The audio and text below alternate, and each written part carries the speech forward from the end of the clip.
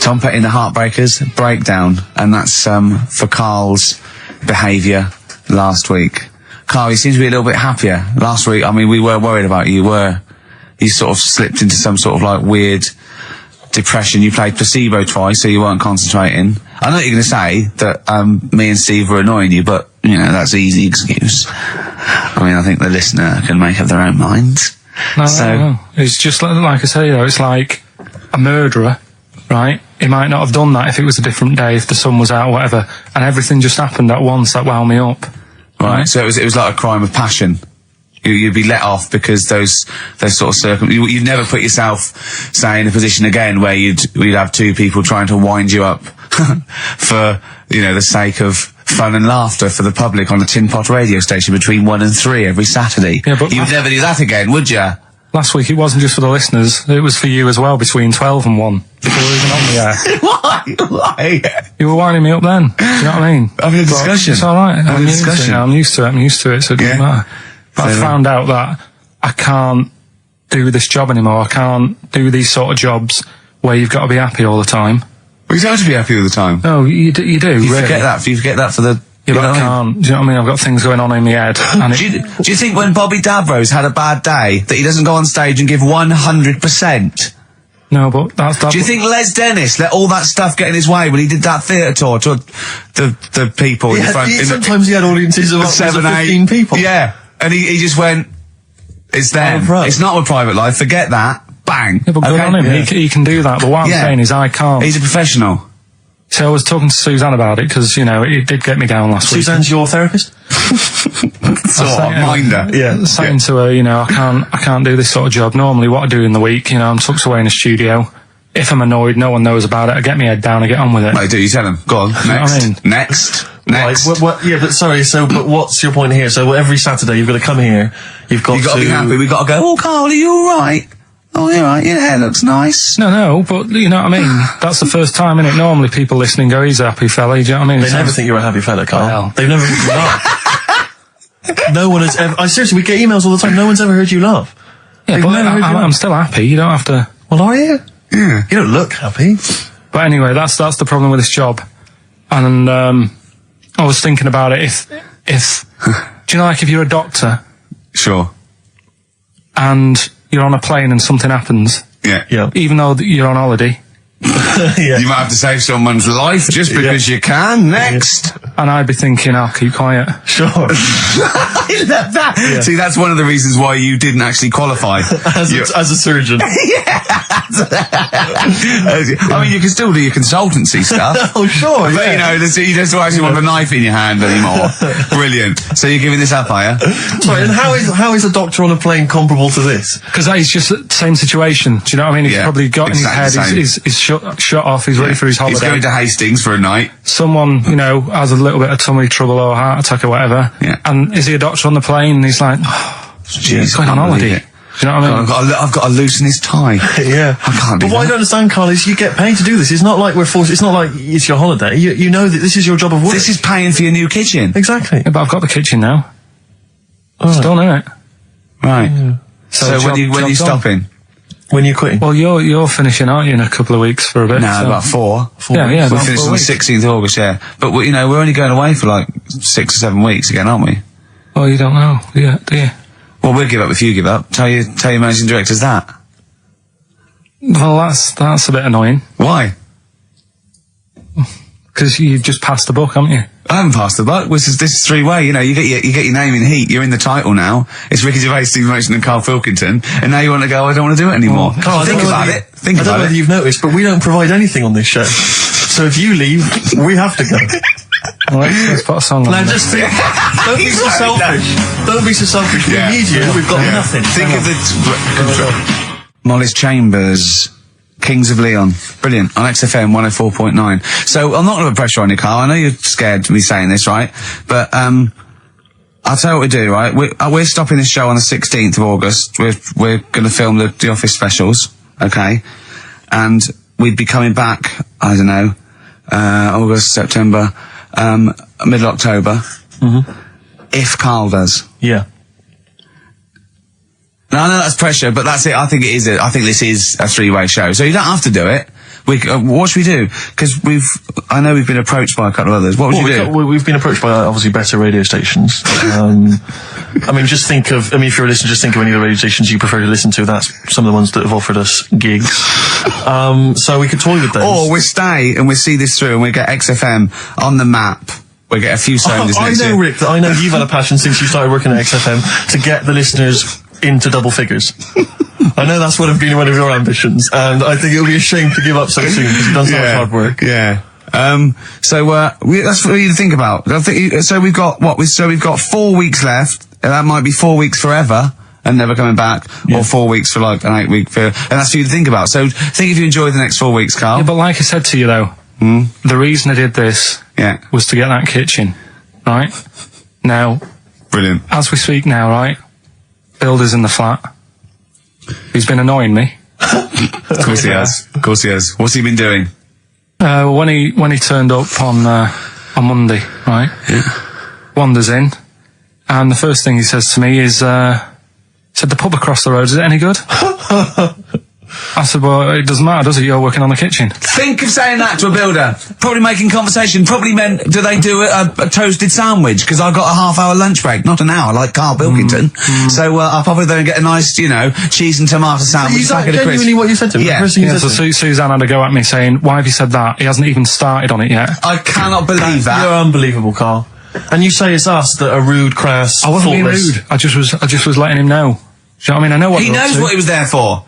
He had it down on his little docket. Do the kitchen this week. He didn't come there and go, what did I come out for? Was it to go to the pub for a week? Why am I wearing these overalls? Yeah. Who's the little bald mate twat insulting me? Let me just check. Let me call the head office. I wasn't having a go though. I mean, they should have finished it yesterday, and they're there now, on their own. And what annoyed me is they turned up late today. Hold on, Carl. I've just realised something. They're probably listening to the radio. This, I assume, tuned to XFM, isn't it, in your kitchen?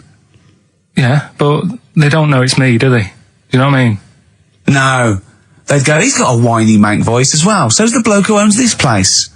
And the bloke who owns this place, when I said, what's that pub like across the road, said, well, you won't be bothering that. He's working on this. No, he won't be able to put two and two together, will he? You've suddenly, the penny's dropped, doesn't it? You've suddenly realised. Look at his face! Yeah. He's suddenly realised they might know it's him. And they could be listening, and they're going to clean you out, mate.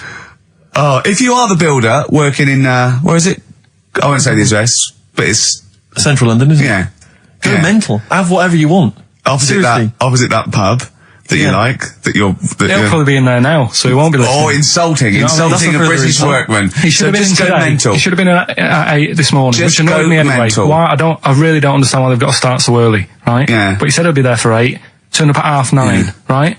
Wanders in, and what annoys me is, he could have left all this downstairs. He had a paper under his arm, one of those crossword books, and a pot noodle. Now, I'm not being funny, but most of them take up quite a bit of time. A crossword book, he's not happy with just the one that's in the paper. If you're listening, if you are the builder that's listening now, doing Carl's flat, what about pissing in the laundry basket? Lonesome Day, Bruce Springsteen, on XFM 104.9. So, you've realised now that the builder could well be listening, knowing exactly who you're talking about. There's a chance of it. Do you know what I mean? Yeah. I didn't think about it, but you're right, was tuned onto that. I think he did flick it on, thinking about it, thinking back. If so, yeah, he's probably listening now. No, he probably isn't. He probably is about half hour. If he's got any sense, he turned it to Heart or Virgin or Magic or something. But, there is a chance. Good advice to the listeners. Yeah. If you've got any sense, if you finish your crossword puzzle. I think, according to our figures, there's a 5% chance of him listening to it. Yeah. So, if we want to be accurate. Although he isn't a house with it tuned to that, so I think it puts him right up to 50% straight away. Then again, Rick, he's got a job of work. So why would he be listening to this show? Well, he's doing a crossword at the moment. Yeah, well. You better hope he's not listening. Well, I mean, they do annoy me. I'm sticking by it. Yeah, anyway, go on. You might as well keep digging. Yeah, go on. No, I'm just saying they do annoy me, the way they wake you up at 8 and then... Well, that's when they start work. Because I told you, I mean... Oh, we'll leave that one then. Yeah. No, but it's like the other day when they came in, I always like to test them. Do you know what I mean? When I had some work done on the last flat that was in, right, that was renting, the builders were sorting the shower out and that. They woke me up about 7:30. Yeah. Right? Were you in the shower? No, all right. Good thing about a cleaning shower, there's never any hair down the plug hole. Yeah. Right. So, I left early to come to work, right? Sure. And I thought, I wonder what they're doing. I wonder if they have started. So I walked back to go back in. They'd left the flat and they were outside having a Starbucks. And it just annoys me that they couldn't do that first. Do you know what I mean? Have your breakfast first, then come and wake me up. But don't wake me up to then get me out of the flat and then say, right, let's go and have breakfast. Well, they've probably got to get in, haven't they? What for? What for? They can put all the tools in the little lobby bit. Do you know what I mean? Yeah. Just winds me up. Sure. Now the thing is, the guy today who's doing the tiling, that's narrowed it down a bit more, right? When I knew he was in there, I went out for a bit, had a cup of tea and a bacon butty, right, at a cafe. And I went back and I was really quiet, put my key in the door and opened it really quick to see what he'd be doing. And he had actually started work, so fair play to him. What if he'd just been exfoliating himself naked on the kitchen floor? Yeah. I'd say, right, caught you. Don't use my exfoliate. Yeah. So, yeah. If you're listening, go through the wardrobes upstairs. Go through the wardrobe, get some stuff, yeah. They won't get anything. I've put everything in places where they wouldn't think of looking. For jewellery and stuff. So you're thinking that... Where have you put the jewellery? I'm not saying. Go on. So you're thinking that they're going to thieve from you as well? Okay, so if you're listening, don't think about the obvious places when you're looking for the jewellery. No. But I do things like... I would do things like, you know... just pop a little bit of urine, maybe in the salt cellar or something. Yeah. Just do something. I'll tell you what I do is I take the toothbrushes in the bathroom, just pop them in the toilet, flush it, and then take them back again, just pop them back in there. Leave them nothing, leave them out. When they were coming last week, I brought the biscuits to work. Suzanne was like, no, mates. You brought your biscuits into work? No, it wasn't a tin, it was just a packet of good quality cookies. Good quality cookies. Oh. Yeah, you thought I'll be down if they're out there. God. But that's what Suzanne always says, don't know, you know, why you like this, because, you know, it's not as if you've been sort of harmed as a kid or anything. But I like the fact that you just once said to us that you don't need friends. You don't like friends because they're a bit of a pain. Because they call you up and they want to be with you. Yeah, but mates are a hassle. I woke up today, right, and I think it was might have been on 5 Live or something this morning in the bedroom, right? And they were talking about how it's Nelson Mandela's birthday, 80-odd, 20,000 people turning up at his party. I thought, I'm glad I'm not in. I couldn't be doing with that. 20,000 people. Think of the carpet afterwards. I mean, a good percentage of them were putting out fag butts on his carpet. After Tommy Walsh and Charlie Dimmock, what's her name, did lovely patio and a water feature. He's gonna come back and he's gonna go, it's ruined. And what's he doing for his birthday? Karaoke? Chinese meal? Bit of karaoke? I wonder what Nelson Mandela's birthday party is like. Big cake. Bit an enormous cake. Yeah. The Spice Girls jumping out. Yeah, the Spice Girls, isn't it? Well, everyone. I don't know. Yeah. We are the only 3 people that hasn't met him. I thought everyone's file would have been in the cake. Yeah.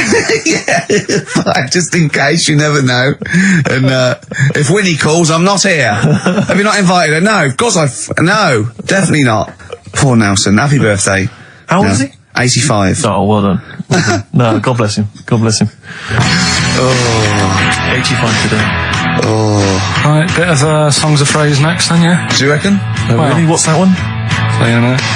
Right. Silence is Easy by Star Sailor on XFM 104.9. Sorry, it just suddenly struck me something. I don't know if I mentioned it before. You mentioned you tried to catch your guy out when you came back once. You opened the door really quickly to see what he was up to. Did I ever tell you when I was at university? Now I'm very tall and I've got enormous feet, size 14, size 14 shoes. And when I was at university, everyone, it seemed to me, was wearing Dr. Martens. It was like you had to wear a pair of Dr. Martens. It was like kind of the rule. Dr. Martens is big for you. Yeah, so that's a big pair of Dr. Martens. That's where the myth of the old woman who lived in a shoe, I think, came from. People with my size shoes. Anyway, I just literally kind of moved to university. I'd been there for literally a couple of months.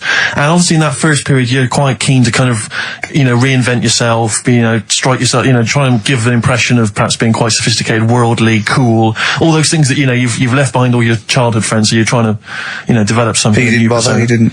What, sorry? You didn't bother? No, I was working hard on it, and I was kind of, I was doing alright, and I had a tie-dye shirt, I was looking good.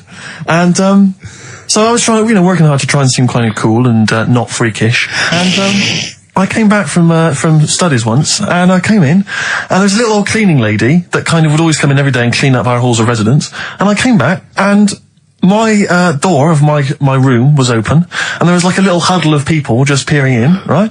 And I thought, this is odd, you know, that there's my door's open and I'm not in there, and there's people staring in the door. And I looked in, and the little cleaning lady had my Dr. Martens on and was clumping around, making them all laugh, doing an impression of me. That's amazing. Imagine that. Imagine the psychological scars that has. I know that she's more popular than you. Yeah, exactly. And they go, come on, Maud, let's go to the JCR. Exactly. And they carry her down. They go, drink. And she goes to, Steve, you better have that spotless by the time I come back. And you go, all right, I will. All right. But what I like is the fact that I'm sure that's not part of the cleaner's code. The cleaner's code is you don't have the keys to everyone's room, so you can go through their belongings and play practical jokes. I mean, surely it's a kind of, it's a trust. And she must have looked like a wall bracket. I went bowling with him once the first time, and we went bowling at this place. Where was it? I mean, Finsbury Park. And I'd never been before. And he goes, you got to wear special shoes. I went, all right. He went, so. He goes, have you got size 14? And she went, yeah, I've got one pair. And she put them on the table, and they look like crusty. Honestly, it looked like. I just started laughing because they're so long and thin anyway, and they're multicoloured, aren't they? They're two colours, and it looked like Krusty the Clown's feet. And then this teacher went, all right, 14, that is big, isn't it? It is a huge size shoe. You're right, yeah. And it was just the one cleaner in them. Just the one, sadly. She did have loads of kids eventually and brought them up in there. Well, we got songs of phrase, haven't we? Songs of phrase then. Okay, let's just have a look at the prizes. Just remind us again what exactly songs of phrases, because I know a lot of people put it out of their mind week by week. It's a phrase that's, been said on the show a few times, right? You remember classics like what was We had hairy Chinese kid. Yeah, there's this hairy Chinese kid. Stop squeezing my head. Carl, you're an idiot. Carl, you're an idiot. Some classic phrases. Classic phrases. And so you use various old-time songs and you put them all together, and that spells out the phrase. Before we play that, let me tell you now, you can win. Look forward to this. What's this? The new album from the Star Spangles. That's called Bazooka. Is that out, is it? Never heard of it. Where's Bazooka? Never heard of it. The best summer holiday album in the world ever. You've got the treats on there include the Fast Food Rockers and Laz Ketchup. Yeah, I'm waiting for their second single because I don't know what that's going to be about. Sure. Is it going to be a bit more fast food? Maybe like Pret a Manger? Yeah. Yeah, lovely. This is very good. Yeah, 2 disc set, the best of David Bowie. Inspiral Carpets, the best of them. Still don't know how they spring that over 3 CDs. No idea. Bowie's is one. Yeah. We mentioned it last week, the American Song Poem Anthology. That's kind of a kooky collection of songs. And we've also got a couple of DVDs here. Stephen King's Rose Red. I've never heard of it. Straight to video. Yeah, made for television. Yeah. Will never be seen at the cinema. And I'm sure there's a lot of nerdlingers listening, so they will be loving Richard Dean Anderson in Stargate SG-1. Yeah. Free inside, there's a collector's card, plus you can win some exclusive memorabilia. Brilliant. So I think a pair of their... Right, all you've got to do is listen to these, 13 songs, probably, to a well-known stupid phrase. It's only seven different songs, right? Well, just get the most you can. Just be rough. Artist or song, it'd do, right? And the phrase is about me dad nicking from telephone boxes. Right. You got to give them a clue because they've got to know what they're listening for. It's hard enough when you know.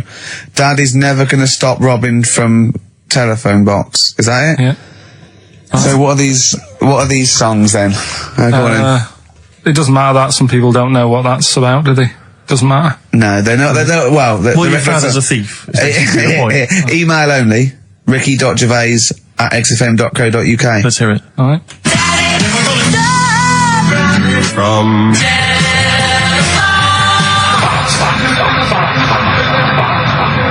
Alright. Also not grammatically correct. No. So it's Daddy never gonna stop robbing from telephone box. Rubbish. Unbelievable. Play it again. I think we just need the song. That's all we're after. Yeah, just the songs. All right. From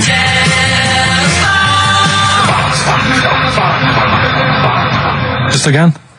Well, this is a desperate feature, It isn't it? really is awful. From See, Rick, if we took more of an interest in this show, we'd have come in, listened to that, We'd have said, no way. We'd have said, no way. I don't care how long you spent on it. We've got a reputation. Yeah. We've won awards. We've won major awards. We're not putting that tat out. But, yeah, no. You know, that's what. But we're just giving the listener what they're used to. Exactly. So, I think more fool them for listening. Ricky.gervais@xfm.co.uk. XFM. Eminem, Business on XFM 104.9. Carl, can I ask, because after last week's show, when you had your breakdown, you went off to Hastings with your girlfriend, stroke carer, Suzanne. Now, what does she... Because whenever we meet Suzanne, we bumped into Suzanne recently at the BBC, Ricky and I. She's always very nice to us, very polite. We have a nice little chat. But I'm always wondering, what is it that she thinks of us, really? You know, because I'm assuming you immediately go home and whinge. No, but they tortured me. You saw they tortured me on air. Now, what does she make of us? Did she listen to the show last week? Yeah, she did, yeah. She knew I was annoyed. Right. So, she sort of gave me a look like... You know what I mean? Like that, because we went to Hastings. That wasn't because you had, like, Marmite or something over your face. No, it was like... So we didn't talk for a bit. I just was like, you know, getting over it. Sure. Thinking, I'm sick of this. Yeah. Right? You know, is the new kitchen really worth it and all that? I phoned him up, left a message after the show. I said, you seemed a bit quiet when you left. I just want to make sure it wasn't anything I said. Well, no one... You still doing your Samaritan? yeah. And did it ring, or did you just ignore it? Let it go to answer machine? I think I turned it off. I left it off, didn't I? Yeah. Just left it off all day. And But what does she make of us? Does she genuinely think... Does she not really like us? I think it's weird, because there's no one who she doesn't really like, which annoys me, because she says to me, I'm the opposite, do you know what I mean? I'm like, oh, everybody annoys you. Yeah. And it's like, well, but that's my choice, right? Sure. And that's why I don't bother getting mates and that, because Sure. it's just hassle. Yeah. Right? Yeah. But the problem is, sometimes me being like that affects stuff that she wants to do. So, you know, if a mate... Like see her family and friends. Well, let's not say her family or friends, but say if one of her mates had a baby. Right. Right? Right. I mean, you know... Naming no names. No. So this happened? Well, I've just got to watch what I'm doing, haven't I, now? Because the builder who knows you're slagging him off and saying he nicks stuff. Yeah. So, you know, she's got a few mates who have had kids recently. Right. Yeah. So one of them had a kid, yeah, go on. Right. And she wanted to go and see it, right? And she said, you can come with us. And I was like, oh, you know what I feel about babies. Sure. You've seen one, you've seen them all. Yeah. They all look like Mel Smith. Why do I need to see another one? Yeah. Right? And she's like, yeah, but come and see it. You know, you get on with them. Come and see them. And I was like, it's a long way away. Yeah. You know what I mean? That's probably narrowed it down again. Yeah. So, and that annoys her, because I can't be bothered. Do you know What did you say? Did you say, oh, no, I'm not coming to see him, I don't I'm like not him? going all the way to Swindon. What is he, did he, yeah, or Birmingham, or Cornwall. Yeah, wherever well, you know who you are, if you had a baby, Yeah, sort of in the last, and Carl didn't show up, and Suzanne said, what Suzanne, what the excuse did she say? You were working or busy, or? No, well, to be fair, I was working, right? And they are nice people and Oh, stuff. now you're backtracking, because No, now, I'm just do saying, they yeah. listen? Yeah, Do they listen to the show? They might do. So you know they listen to the show. So once again, you've got an anecdote where the people who you've admitted to not liking to see their baby or care about them are listening to the show. No. Maybe it's, I don't know, maybe the builder's listening once They're again. nice people, I like them. Just sneeze in the chilli pot. When the kid's older, I'll go and see them. Yeah. Just, do you know what I mean? When it's got its own little character. As a baby, it could be any baby. Do you know what I mean? It's got nothing to offer me. I know what you mean. It could be a toy baby. But you know what I mean? It could be a bag of sugar. No, I know what you mean, yeah. When it can start talking and, you know. And lend Play you around money. with it. Yeah. Yeah. Got good toys and stuff. It's well worth going, but at the moment, Yeah, nothing. I'll see it when it's about He 6. goes, oh, you want to go? Yeah, brilliant. Put it to bed. Let's have a game of Scrabble. Yeah. Do you know what I mean? Yeah. But yeah, that's what we were talking about on our way to Hastings last week. For me, that's where I went to chill after the. And that's where you decided you couldn't give 100% to the public if you weren't having a good day, like me and Steve do. Come rain or shine on a tin pot radio station that really doesn't, keep me in frappuccinos these days. But we'll say once again on air, this is official, and this is not to put pressure on you, that me and Steve are going away for a couple of months on the 16th of August to do the office special, and if Karl doesn't come back, nor will we, because I see it as a three-way thing, and that's the truth. Rick, you've said that a couple of times now, as though you're expecting a flood of emails and calls. Nothing. No, I'm just trying to get in pressure because I know for a fact that they want us to come back, and I know. I think maybe not the listeners though. No, the listeners don't care. They couldn't give it. They don't care. Who stands in? Do you know what I mean? Instantly, what frequency is Magic? It's 105.4. Worth checking out because I had a great. Heart is 106.2. I think. Virgin's 105. Bloody good station. What is that? 105.8. Yeah. Which is check press good for details, but or watch some cable TV. There's some good stuff on. Yeah, Kisses 100. That's easy to remember. There's a new Ride album out, gentlemen. I think you're probably quite excited. It's London's Heart 106.2. It's released on the 4th of August, and it's all the BBC sessions, all the stuff that Ride did over the years for Virgin 105.8 for BBC, and this is one of them. It's called Time of Her Time. I think it's from the album Going Blank Again. It's very good. Play it, Karl. I play that for Pippa, who requested some Ride. That's from a new compilation called Waves, and it's the BBC recordings that Ride made during the 90s, and I think that was originally recorded for BBC Radio 1. That's a good station. Radio bloody 1. Good station. That's a good station if they're interested. Radio 1. So I think they pay quite well as well. Well, I enjoyed working for them. I know we used to work for them for a period of time. Until we got fired for slagging off Simon Mayo. I think it was Simon Mayo. Yeah. Do you remember that? I can't quite remember it. Well, we used to do this thing, Marion Hobbs at night, and we were getting a bit busy, and so we were constantly handing in shoddier and shoddier work. Right, we used to hand it like that and hand it to them. A theme there. A theme, I know, yeah. And to the point where they kept going, like every other week they go, we couldn't put it out. Why? Well, because it was the most offensive, or it was inaudible, or it was twaddle, or you didn't record it. You know, there was things like that. Yeah. And then I think the straw that broke the camel's back was Simon Mayo had just broken the Guinness World Record for DJing. And we were going, oh, that's brilliant, yeah, in the air-conditioned studio with loads of scrotes getting cappuccinos for him. That's not work. Our dad used to build walls, you know, that's work, not sitting down. If he wants to break a record for work, and we went off on things like, I know, we know birds who do leisure stuff to feed their smack addiction. Yeah. That's work. Oh, I want to see Mayo on his knees outside McDonald's giving a rent boy a blowjob and all this sort of stuff. I want to see him hanging up in some kind of leather strap. In a Amsterdam torture garden with 13 blokes jizzing on him, all with beards. Yeah. But why aren't you still there? Oh dear. Happy days. I think the producer at the time said, we can't. I said, why not? I said, we're not saying he did it. We're saying we'd like to see him do it. Yeah. Right? And she went, oh, he's a Christian. All the more reason. Well, we were talking earlier about friends. You say you don't like making new friends, do you? You're kind of repulsed by the idea of new friends because it's too much responsibility. They might phone you up, they might ask you for a favour, they might need a shoulder to cry on. You don't want any of that responsibility, any of that concern. But I'll tell you what's worse than making new friends is when old acquaintances come out of the past. Oh, pop up. It really unnerves me because I'm constantly bumping into people who I just don't recognise. I know. And I've got this urge to be polite. I can never just go, I don't know who you are. I've always got to pretend. I've looked for clues. When they say, you still, don't know, I go, yeah, so I go, right, and what about so-and-so? I go, say, no, those two people, and it's like a saw in my brain going, I must know them from so-and-so. Yeah.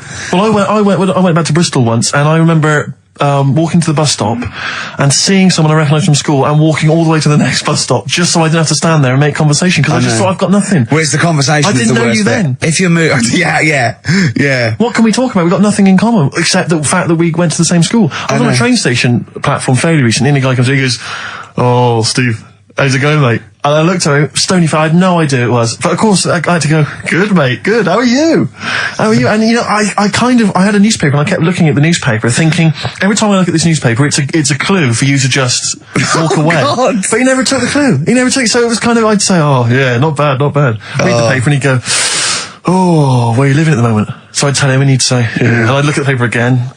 Oh, do you still know, But that's the way, when you know they are, it's just as bad, because they go, oh, we should have a drink sometime, and you want to go, I'll be honest, look, if I'd wanted to get in touch with you, I had loads of opportunities. Exactly. I've had every day, from now right back to the last 15 years, I could have made contact. I didn't. Exactly. It's easy.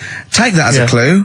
Yeah, I mean, if you are listening to this and you perhaps know me from school or university, you're thinking of getting in touch, do not bother. Ditto. I do not need your friendship. I've got enough friends. Better ones. Better friends. I've got a number of better friends that I prefer. The reason I have not kept in touch is because I don't really like you. You've moved onwards and upwards. Moved on. I know people now, the likes of which have won major awards on television. Gervais, to name but one. He's happy. He's sat right here next to me now. That's all the friendship a man needs. If you have won 4 BAFTAs, then give me a bell. If you have not, kindly stay in your little underneath your particular rock, because we're not interested. We have kept you out of our life for a reason. I did not accidentally lose your number. When I promised to send you a letter, it did not get lost in the post. Nothing gets lost in the post. Oh, yeah, exactly. Carl, what do you think of that? It's alright. That's that, but I'm honest with them though, when I see them. Do you know what I mean?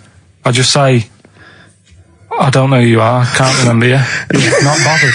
I'm not bothered. You know what I mean? Oh, that is genius. Anyway, Bit of Darkness. Oh, well, I've got to play this. Now, be warned, this is a rock ballad off the new Darkness album. I love the album, and it's a bit cheeky playing this because it's got shades of Def Leppard, right? But there's a lovely balalaika bit in it, and it's quite a nice song, right? And it's the Darkness, and they can get away with this sort of thing for at least another 4 months. Radio 1. Cardigans, You're the Storm on XFM 104.9. If anyone from Heart or Magic or Radio 1 or Radio 2 is listening, could well be available come October. Yeah. Alright? Please get in touch. Yeah. I think that my new TV is too big, Rick. I said that. I know, when you I bought know it. what I was thinking. But I can't believe it. He talked about this buying it. He's got a bit of cash now, of course. And what is it? 42 inches? 42-inch plasma screen. What did it cost you? $3,000 or something? That's wow, it's ridiculous. $3,500. Big spender. Of course, it's too big. Well, I can't get far enough back in my room, in my living room for it. You know, you're meant to be, I think, 4 times the screen size away from it. Really? To get off in the air. So that's 4 times 42 inches you're meant to be sitting away from it, which is impossible. Yeah. Well, I'll have to just get friendly with the neighbours. Yeah, watch it through a hat. If that's the case, though, are you better off just getting a portable? What? I don't understand that rule. What are you saying? Well, you're meant to be 4 times the screen size away from the TV. But then what's the point in having a big telly if you've got to keep moving further back? Get a portable and sit right next to it. Is that how they sell it? Is that what they say to you? Well, no, it's a rule, but I do see your point. Why do people go to the cinema then? Did you see films that are out yet? Fair enough, he's got you there. Done. I tell you this though, I had it delivered, and are you supposed to tip delivery men? Of course you are. I don't know. I've never had anything delivered before. Well, no, not if it's a courier with an envelope, but if it's a bloke who struggled up the stairs, two fat blokes with a fridge, then give him a $5 for a drink. But the problem was, I didn't realise, and I was thinking to myself, I wonder if I've got to tip him, and the guy was leaving, and my mobile phone went off in my pocket, and I reached in to get it. He put his hand out thinking it was a tip. I went, it's just my phone. I felt terrible after he left. I didn't know. What was I going to do? Run down the street and offer him a $5? No, of course not. No, I'm not made money. I just spent it on TV. Yeah, I've got no money, mate. I just spent it all on this. I had to clean out my jar, everything, the drawers. Yeah, I had to take some bottles back. The problem was, it took me forever to wire it in. I thought, I'm not going to pay for someone to wire it up, you know. So it took me about 3 hours to wire it in, and it was huge, and I got it switched on, and the first programme that was on when I got it wired in was Bargain Hunt. I'll tell you this, David Dickinson's tan almost took me eyeballs out. It was incredible. It was like X-rays. So close. You know, a huge plasma screen with this orange thing coming out, and he keeps turning to the camera, doesn't he? Just to get you. Yeah, he turns away, you get a bit close, they go, what's he doing? He just turns around, takes the cornea off. What do you think? Bargain Hunt. Oh dear, that's why I'd buy a plasma screen to watch Bargain Hunt. I mean, it's ludicrous. This is the problem, is because what do you watch? I mean, have you watched anything that's been worth having? The only thing I've watched really worth watching. 24. Well, yeah, 24 works great. But also films, obviously, that's the main reason I bought it, because films just look amazing on it. Yeah, DVD on the plasma screen. So if you're into films and that, it's just that I only, I've just got the 5 channels and flicking about, and I'm not impressed. I mean, I can understand why more people listen to radio and stuff. Yeah. Well, not this one, but go on. Well, when was it? When was the last time I sort of sat down and had time, because I'm always busy doing stuff on that. Sure. Moaning takes up about 3 hours a day. When did Wimbledon finish? A couple of weeks ago. Right. Found myself sat there, right? I'm not having a go. I know we stopped Cheeky Freak of the Week and all that, right? So I'm not going to be having a go. Christ, I sat there. I'm scared. No, I'm not having a go. You've always got to remember that. Go on, just get on with it. Get on with it. I'll apologise after. I'm just saying, watching Wimbledon, it wasn't, one of the major games. It was little fellas in a wheelchair having a game. Little fellas in a wheelchair. Right. But for me, I mean, great. They're doing a sport and everything. Don't put it on the telly. What was up with it? There wasn't like, a rally going on. No, do you know what I mean? Do you know normally, like with well, not to Enman, but with some of the other, with some of the other players and that, they're playing for ages, aren't they? It's like, who's going to win this and that? Yeah. None of that. It was just like, hit it, net. Oh, Christ! Oh, God! I don't know what to do! And people would like sat there watching it as well, when they've got other games going on in there. That's what I couldn't understand. If you've paid your money to get in... Yeah. I mean, like I say, good on them if they... Do you know what I mean? But it would have been... I don't know, will start first in the marathon. I just thought it would have, give them a game of swing ball or something. Yeah. You know what I mean? No, yeah, I understand. Oh, God. Yeah. There's never anything XFM in the community. Did anyone confirm, actually, I had an email earlier, swing ball? No, I'm not having a go, though. Tell them. This is what I'm like, aren't I?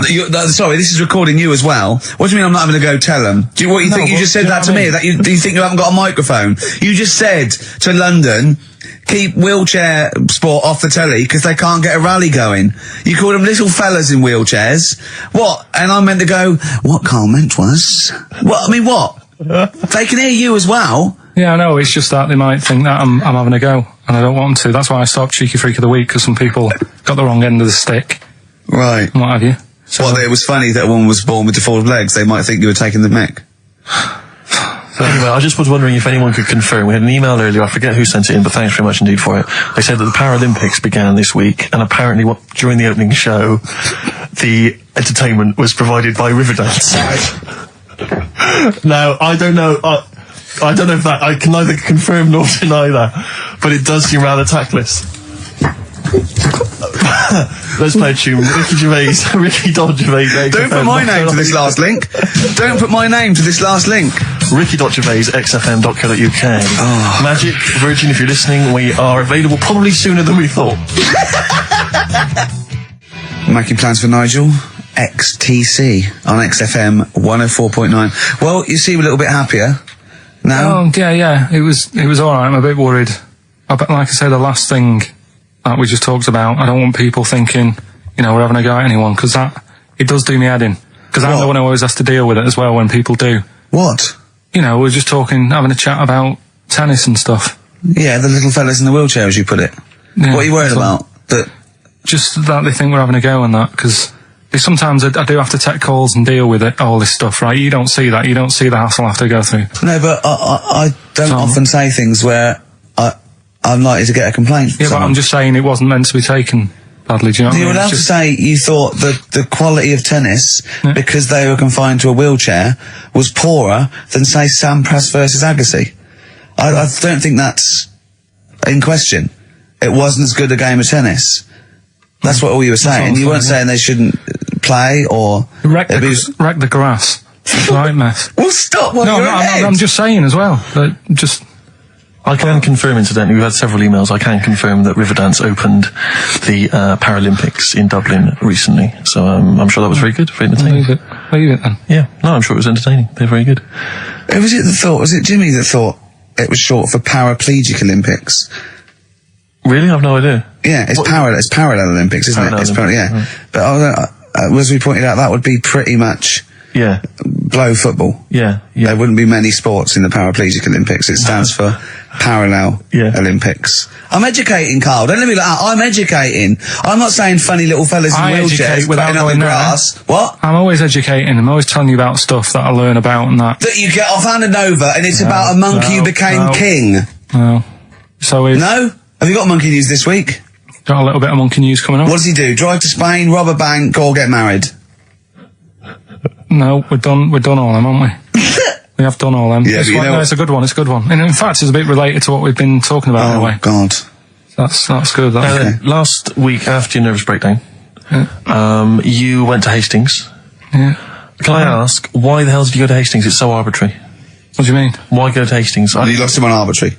Why did you choose that above all other places within... It's amazing, isn't it? You look at his face when you say a word that, you know, he doesn't understand, and it just goes dead. It's like when your computer freezes. Yeah, it is like that, yeah. Is there an equivalent to Control-Alt-Delete when Carl just doesn't understand, so we have to press, like, knob, bollock, finger up arse. It takes him out of his sort of stupid, doesn't it? Now, that's three things to press, but you've only got two hands, so... Wow. Yeah, I know. God, what would I do? I'd have, hold on, so I could have the thumb of my right hand, pop that up his arse. I'd have probably my index finger of my left hand on his knob. How would I press his testicles? What would I use? I'd have to use some other part. Shall we try it? Yeah, let's go around there. Let's set out. Look, come on. What? Sit I down. think it's time to have a little kiss. You've done so well. I've already had a little... What happened, Carl? He loves it. I'm just going to give you a little kiss. Just for the webcam. Right, hurry up then. All right, on the lips. No, not on. Oh, come on. Oh, God. I love it because he hates it so much. You wouldn't get that radio on. But it means I could have kissed Chris Moyles. What? I could have kissed Chris Moyles on Radio 1. Milesy. Give Milesy a little kiss for all his good work. Do you enjoy that? Yeah, it's good, yeah. What happened to Chris Moyles' show? Is he not on anymore? On TV? Yeah. No. Turns out he was too fat and talentless. Do you want to tell us about Hastings? Where did that come from? Eh? What? Yeah, Hastings. Yeah. It's alright, yeah. What's there? Not much. It's just one of them Is there places. Yeah, it's good. I think that's what's good about it. Nobody knows, right? Because last weekend it was roasting and you saw pictures of Brighton and it was heaving. Yeah. Right? Hastings, hardly anyone there. And yeah, it's got a nice little beach. Yeah. Sand? Sandy No, beach? pebbles. Well, that's alright, isn't it? You don't want the sand. Why does he want sand? What do you want Just a sand? little bit, don't it? It's murder building a sandcastle. No, you just sit there. You can't walk on pebbles, can you? It's, What do you mean? Well, it's all kind of, it's sort of a bit, you know, dodgy underfoot. It's alright. The only annoying thing is, right, it's one of them places that it's great to visit for a day. Yeah. But I wonder how people who live there get by. Why? Because all the shops are like them things that you go in and it's like a little pebble with a pebble stuck on the top and it says Hastings on it. So every shop does that. If you want bread and milk, You're done for. it's murder. Yeah. There must be a supermarket. I didn't see any. Seriously, it's all novelty things like that. Yeah. And then when I got back into London... Their houses. Yeah. Just covered in pebbles and like seashells and stuff. Oh, not rock for tea again. Well, the funny thing is, right, it's the first time I sort of noticed somewhere like that when you go, what do you do if you just want some Brillo pads or whatever? I'm walking in London. Never concerned me that. Never needed Brillo pads in my life. No, but you know what I mean, the sort of things that it's a bit tricky to find, but in London, you've got the coverage. Yeah. Now, the weird thing is, I was walking home we had a drink the other night, right? Yeah. Walking down the road, and there was a shop that just sold chess pieces.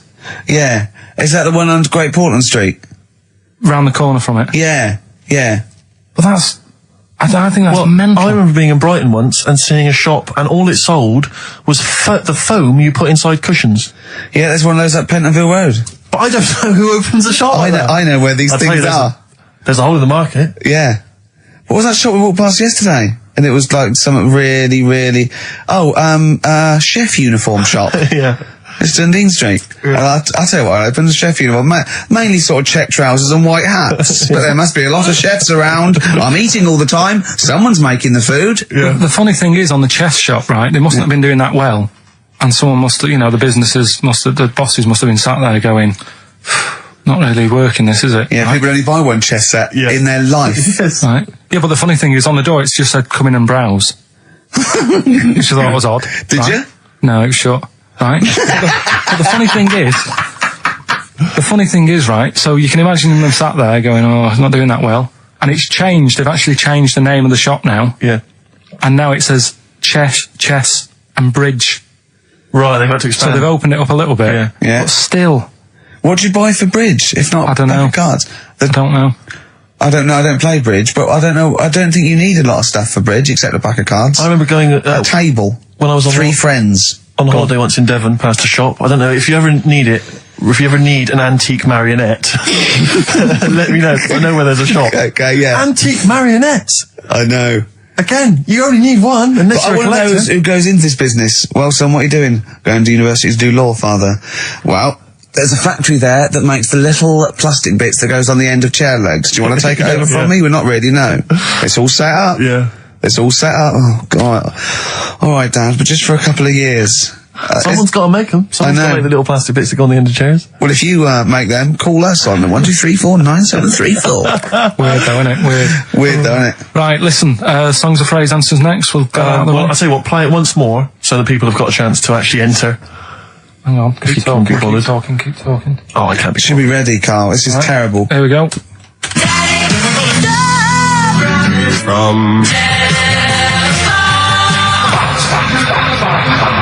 That is the well-known phrase, Daddy's never gonna stop robbing telephone box. The well-known phrase. And we're looking for the songs, I think. I don't care. All right. Libertines on XFM 104.9. I'm Ricky Gervais, with me Steve Merchant. Over there is Karl Pilkington. I'd be great for Heart. You really would. Wouldn't I? You really Virgin, I'd probably. BBC Radio 2 would be my first. All one. Late night one would be good. All good stations, all professional stations. Yeah, 4 All weeks to have an go. audience, all have 4 an weeks to go before we may give up or we may come back. Who knows? It's all up to Karl Pilkington. Can I just extend an apology? I was a little bit crass earlier, and I made some unsavoury remarks about Radio 1 DJ Chris Moyles. I'd like to apologise. Funny man Chris Moyles. I would like to apologise for that, but it gave me an idea. You, the listeners, who do you hate? Email in ricky.gervais@xfm.co.uk. I just think that we've never really used XFM as a kind of, as a research tool, really, and it seems to me that we can get great opportunity. And it's this, we don't sort of do this thing, we don't go on there and sort of like slag off other people and people in the public eye. Well, we pick on targets that can't fight back. Helpless, the elderly, people suffering in some way that really, and particularly we don't want to pick on people like Chris Moyles, who's got a big platform, much bigger platform. We want people who can't answer back. Yeah, so, who do you hate? That's us. Who do you hate? I don't want people you went to school with or your boss. Do you know what I hate, Steve? Who do you hate, Rick? Right, my top three, just in your top three, would be Hitler, Mussolini, and General Pinochet. Really? No, probably Moylesy, Harry Potter and Jamie Oliver. Nice. But what are your top three? Now, don't make them comical, don't make them... These are the people that wind you up. When you see them on TV, if you hear them on the radio, if you see them in a magazine, they just... they make your kind of blood boil. It might be us. It could be us. Well, I'm expecting that. We know that... we're not stupid. We could take it as read that it's us. Yeah. And then if anyone other let's than us, assume it's us, so we want other people. Yeah. But I want to draw up the top five people. I don't want to hear things like Tony Blair and Jeffrey Archer and fascism. No. Just people who make your flesh crawl for no fault of their own. Well, really? Well, sometimes their own, because they're talentless or fat. But that'd be good. That'd be a good long-term poll over the next 4 weeks. And then in 4 weeks' time we go, well, we're off. We're in the top 10. Exactly. But here are the other 9. So I think it's just genuinely going to be quite interesting. So ricky.gervais@xfm.co.uk. Maybe who you hate and why. It's like giving a reason in the diary room. Yeah. You can't just nominate someone. You've got to say and why. Sure. But if you can't be bothered to write and why, just nominate. Yeah. Because that means we've got a lot of reading to do if they start doing that, Rick. Yeah. Keep it down to one sentence. Yeah. So the reason to be so-and-so because they can't walk. Something like that. Sure. Maybe. Now then, we were playing earlier songs of phrase. We have had... the answers I could literally count on the fingers of one hand. Now the right answers, even less so. But, do you want to play it once more, Karl? Oh, God.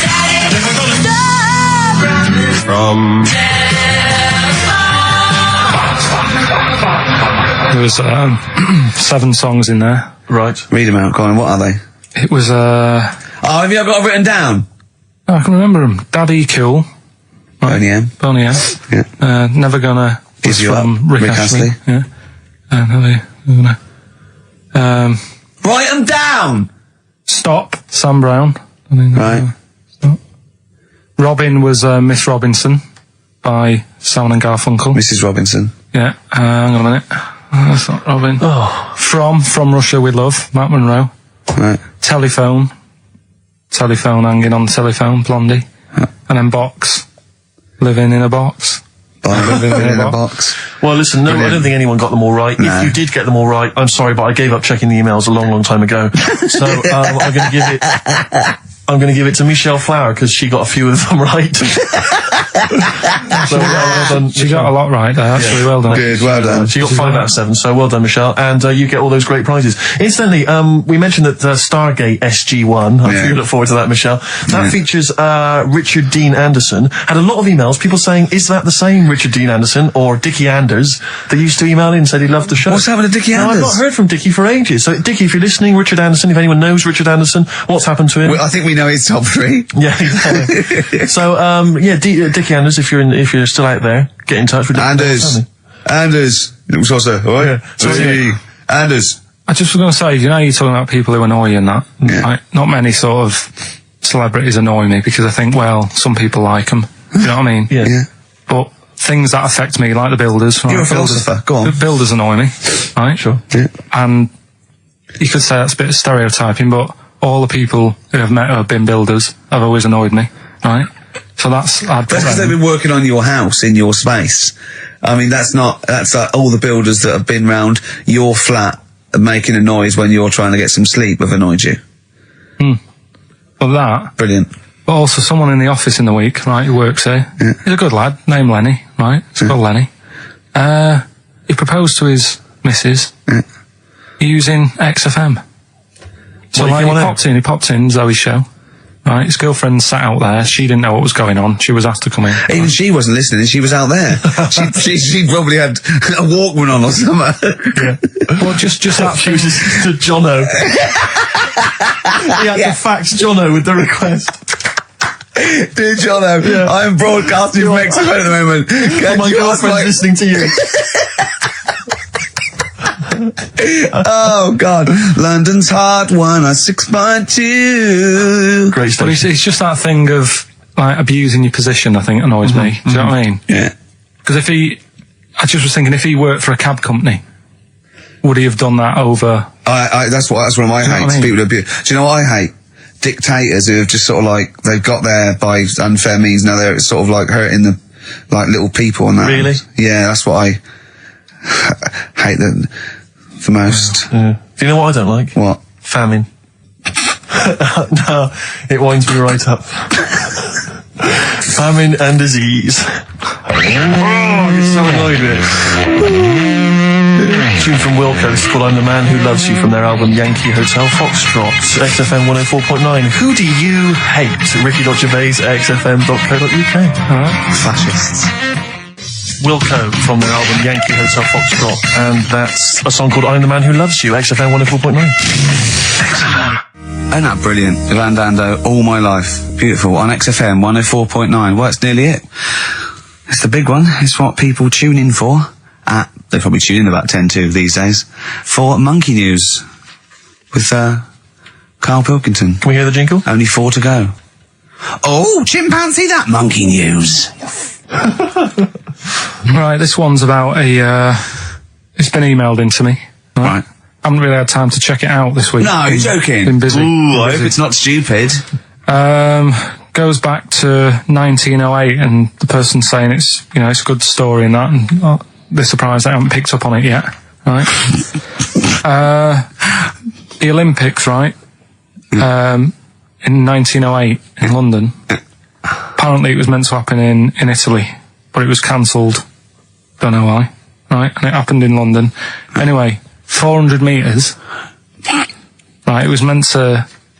there was a fella who was going to do the run, right, and the favourite to win it was this Bulgarian guy, right? It was like a newcomer. Okay, these are a few things it cannot be. One, he injures himself, so a monkey steps in and wins. Two, he does a drugs test. It turns out that he is a monkey. So if it's either of those, right, I'm gonna go mad. So anyway, so the fella, right, this favourite, everyone's putting the money on him, thinking, yeah, he's going to do it. Is he hairy? Is this bloke hairy? So anyway, so the race happens. Yeah. And everybody's lined up, ready to run. And, you know, everyone's saying, yeah, he's going to win, he's going to win. And suddenly, a bit of murmuring going on. People going, oh, what's going on here? Right. He's eating a banana. And there's a fella in the lane next to him. Yeah. Right? He's going up, who's that? He doesn't look familiar. Oh, Christ, Carl. You go. Right? Doesn't look familiar. Who's he? It's, you know, weird. What's going on? What's going on? What's going on? Yeah, what is it? What is it? Or who is it? I mean, not what is it? So they go in. So they say, well, he might not be that any good. Do you know what I mean? He might not be good. He might. It's just a bit short, isn't he? He's only 3'6", and he's hunched over on his knuckles. So I didn't realise it was fancy dress.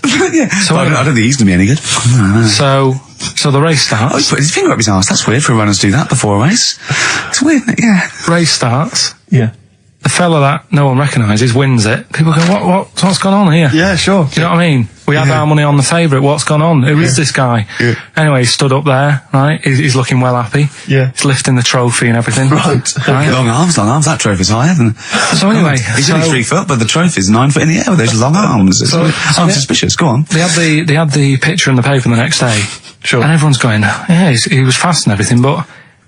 quite hairy for a run. I'll tell you what. Quite hairy for a run. Because normally they shave themselves, don't they, to make them faster. And how did he manage it? It's really hairy and that. So anyway, he wins the stuff. He walks away with a cup. The people who are in charge of the running, or like the Olympic Committee, look further into it. Turns out it was a chimp. Right, keep talking. No, don't keep talking. Shut up. This is monkey news. If you can't handle the news... It's news from 1909 and I haven't heard about a chimp winning the Olympics. Right, be quiet. What happened there then? 400 metres, right? Now Don't the thing is... talk shit. The only thing was, Ricky. it took so long for the Olympic Committee, right, to find out that it was a monkey. It was going manic. It went into loads of races. It was picking up loads of, like... Oh, shut up! He became a celebrity. It was doing endorsements on TV. Don't talk shit. It said he managed to win the same race 4 years later in Athens because... How did he get to Athens? But it's a joke. They're winding you up, Carl. Weird. It's not weird. Right. I do not believe it. Well, that's okay. There's only 3 of them to go then. Right, because we're probably all leaving in 4 weeks' time, and that's the end, I've got to get onto a sort of mainstream radio station, because I don't think there's any other sort of tin pot place like this, is there? No. So I'm going to clear up my act a little bit. I've got an album from the Capitol Radio Library, and it's the best punk album in the world ever. So if Cap's listening, I'm just going to show that I can do a mainstream. I'm play a classic song, and I'm going to announce it right and everything. So if you get a job on a decent station, you'll take me with you, will you? We're a pair. Brilliant. So okay, here we go. Right, if anyone's listening, just to show that I can do mainstream radio. Okay. Well, that's all. Okay. You're getting nervous. Okay. Come on. Shall I get a monkey and do it? It's all right. Okay. Well, that's about all there is time for today. You've been listening to Ricky Gervais with me, Stephen Merchant. Across the way, K-Man Pilkers. We're going all the way back now, a classic song from the late 1970s, and this is Devo with Mongoloid. Good evening, Steve. I've got some here brought in. It's just a normal soup. It's Rooster's Pride. What flavour soup's that, Steve? Oh, I know you brought that. And it's all it's a genuine article, and it's cock soup. Can I have a closer look at that? Maybe there's some more humour I can draw. What, you want a closer look at my cock soup? Just a cock soup. It says here, delicious, appetising. 3 to 4 servings. You know what I'm thinking of when you're talking about the soup? I'm thinking of innuendo. I'm just thinking of a man's cock. Penises, yeah. Let me just... It's the darkness. Use Rooster's Pride cock soup as a snack with crackers or toast. Still thinking of a normal knob. An appetiser, again, or a soup base. That doesn't really work as an Indian. No, that's disappointing. We'll work on that, though. The darkness growing on me on XFM 104.9. Going well, isn't it? I've enjoyed it so far. It's been a bit naughty and everything. Yeah, a bit smart. Nothing wrong with that. No. I was on the way in today, right, Steve? Mm-hmm. Walking in, always walking in. I get left early and stuff. I like to get in early, get some bits done, Monkey News, songs of phrase. That sort of thing. And living in London, right, there's there's a lot of shops that open early and stuff. Do you know what I mean? People say that's a good thing about London. Yeah. It's almost like 24-hour city and stuff, right? I'm walking in and there's like, you know, you've got your news agents open. Obviously. You know, selling newspapers and that's good. They've got to be open early. Yeah. Then you've got your coffee shops, your Starbucks. You'll have a cup of coffee in the morning. morning. Do you know what I mean? They're doing well in the morning. Yeah. Then you see like the odd restaurant and you think, well, maybe they sort of got the doors open but they're preparing for lunch, so you think, fair enough. Yeah, I'll Right. let that pass. Yeah. Carrying on walking down the road. Bondage shop. Open. Sure. About 10:30. Yeah. Busy, was it? There's a couple in. Really? Some good offers. 10:30 for a bondage shop. I'm assuming if you're into bondage, though, you stock up at any time, day or night. I mean, you don't... Yeah. Well, I assume it... I suppose you get up and you go, oh, I've got nothing on, I need to be a bit tied down. Yeah. I need some rope. These clothes are too baggy. I need more belts. Oh, God. I need more straps. Yeah, get some rubber on my face. Weird, don't it? What were you doing in there? So just having a browse. But, so a bit worried really, because the things that I've noticed this week like that's probably a little bit small. You've brought your soup in. I just found it out there. Sorry, yeah. It is Rooster's Pride, cock soup, noodle soup mix, chicken flavour.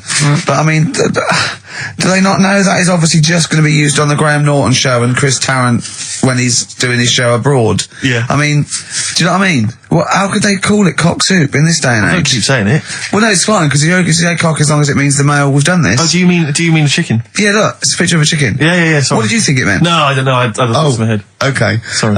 Yeah. But, there's something else that's a bit sort of... A bit blue? A little bit blue, but then it's real as well, do you know what I mean? Well, it's a that problem. excuses it. Go on. There's a programme We couldn't have said the cock soup if we'd made it up, but because it's real, it's fine. Yeah.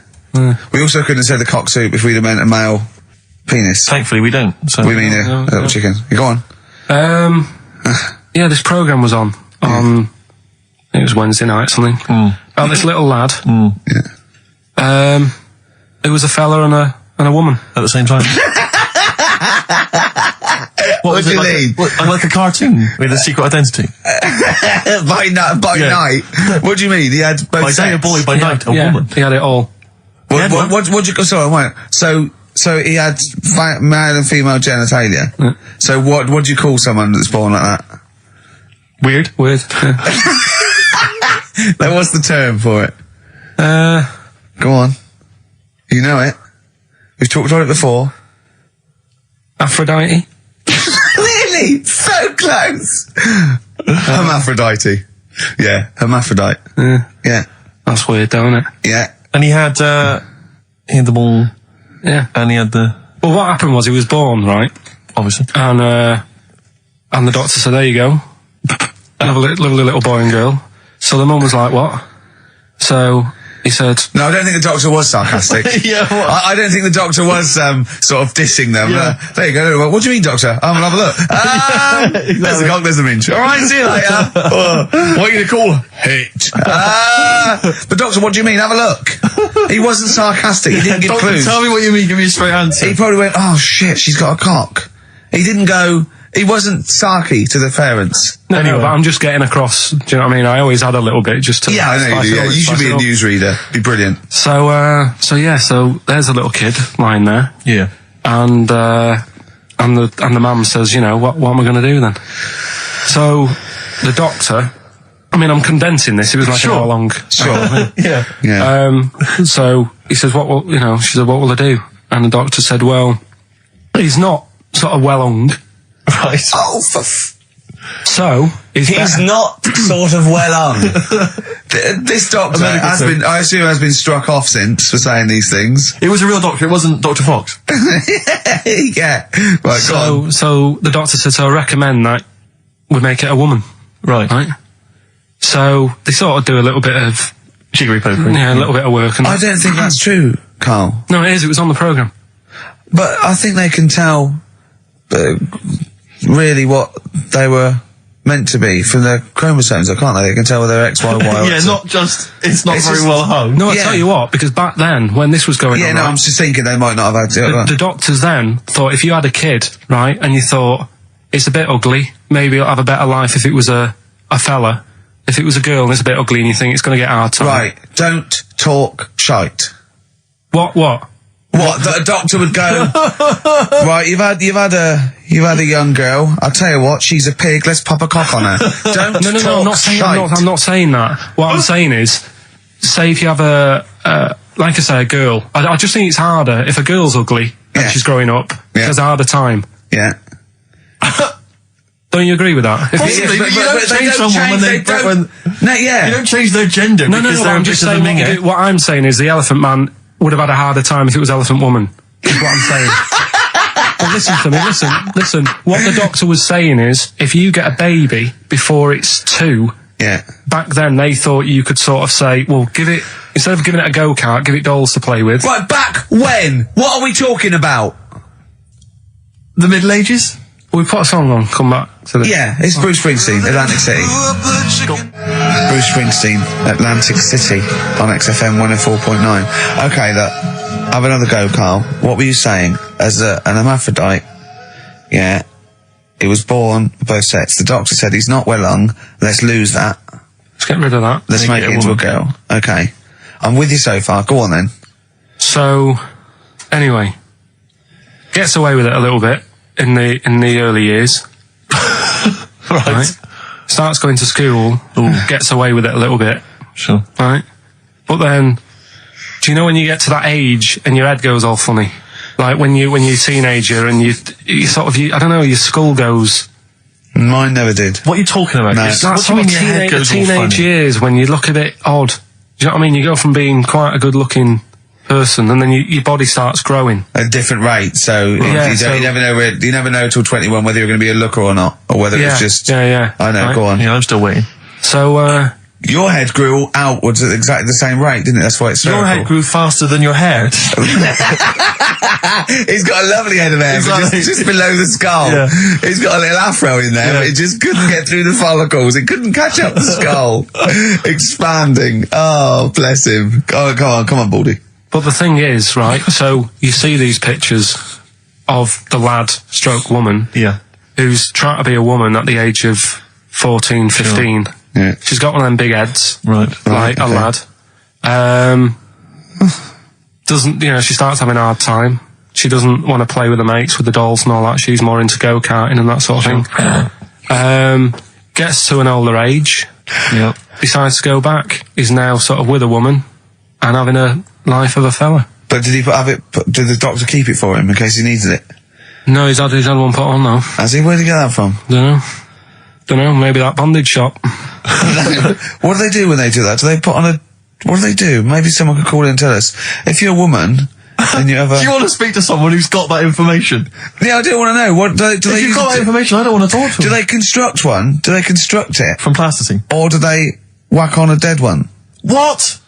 Whack on a dead one? Yeah. What? What? That's not, it's not, what do you mean? No. When a woman has a knob put on. Yeah.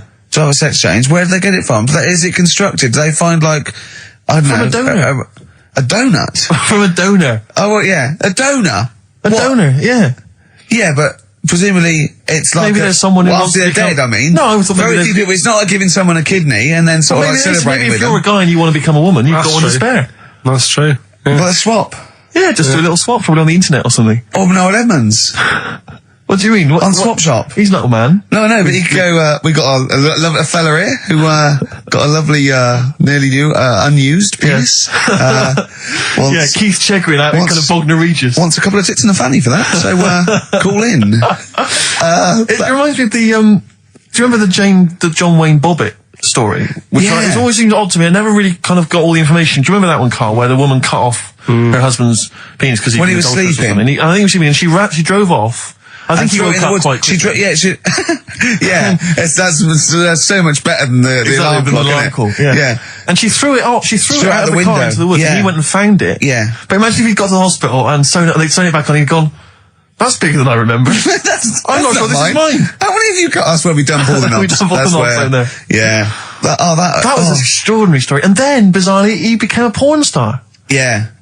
Yeah. Very strange life that man's had. Well, it is a bit of a shock to the system, isn't it? I'm cutting your knob off. I know. Do you remember that French bloke, the performance artist of like 1910?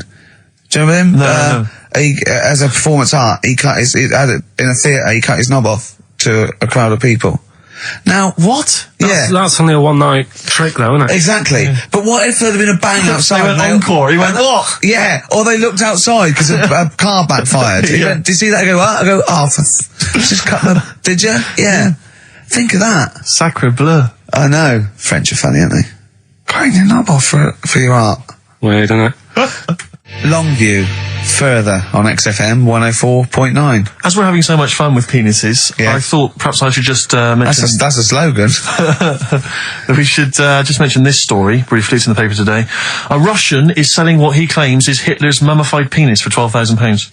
Yeah. Ivan Zadurprov says his ex-Red Army soldier dad hacked it off as a souvenir after storming the tyrant's Berlin bunker after his suicide in 1945. Yeah. Why did he wait till now? He's found out that that might get a bit of £12,000. Which doesn't seem a great deal. Doesn't seem a great deal of money, really. Well, it's useless, isn't it? True. You're not going to be able to use it. It's not going to be able to. It's not going to be a donor. Imagine that if you walked round. You'll never. Making love to a girl, you'll never believe who this is. Yeah. You never believe who's doing you, love. Exactly. This is going to freak you out. This is, just relax. Exactly. Okay, sit down now. Was that all right? It was brilliant. It was brilliant, yeah? So you enjoyed it? Yeah. Right. Are you a fan of the Third Reich? Exactly. Well, no, awful racist. Okay, let's go a different tack. You did like the sex. I love the sex. Okay, then. It's not going to be Hitler's knob, is it? But, I like the idea that, I mean, you're in the Red Army. Yeah. You've just stormed Berlin. Yeah. 1945. You crash into the bunker. You've gone through terrible. How you've lost 20 million comrades. Unbelievable. Oppression everywhere. It's been going on for years. You're in there. You see the man. Here he is. He's dead. He's dead. The figurehead and leader of one of the most despicable. You turn to your friends. There's a tear in your eye. Yeah. And your immediate thought is, I ought to chop off his todger. Yeah. Well, no, I said Bagsy. I said Bagsy's Winkle. I said Bagsy's Winkle outside. Whoever it was. I didn't know it was going to be Hitler. Brilliant. It's just, I can't, it just doesn't make sense. It's ludicrous. And I don't know how is he expecting to prove this? Because I want some proof. Well, I think that's why he said that. He probably started off with, I've got Hitler's face. And they went, brilliant. Oh, let's have a look at it. What do you mean let's have a look? Well, just check his Hitler's face. Obviously I know what he looks like. Oh yeah. No, it's not. You know what no, it's not his face. What wouldn't you know what it looked like? Well, I mean, no one's ever seen his genitals. That's what I've got. Yeah. I've got his. It's got a little swastika on it. Is that proof, is it? Yeah. Have you got his ball? Well, no, the Albert Hall's got one, his mother's got the other, so I don't know. See, the Albert Hall, I would have thought, would probably be paying that £12,000, because apparently they've already got his ball. Yeah, they got one of his balls. They got one of his balls in the Albert Hall, his mother's got the other. Yeah. But if they got the Todger as well... If they can track down the one his mother's got, they would have a complete set of Hitler's... I'm just hoping it doesn't fall into the hands of some kind of crazed genetic scientist. What, I could clone it from his knob? Could clone Hitler. Back to... I don't even want to think about the future if that's the sort of way we're going. Exactly. If that's the sort of way we're going, Carl, I'd rather not know about it. What do you make of it, Carl? Weird, isn't it? It is weird. I mean, I don't want to go on for this too long. We've probably got about a minute left for the first half hour, and I reckon should can this sort of...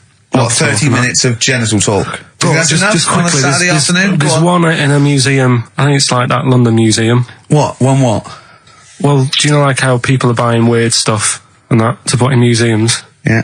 There's this device that, I mean, think about it, years and years ago they used to torture people, didn't they? Yeah. Really badly. Mm.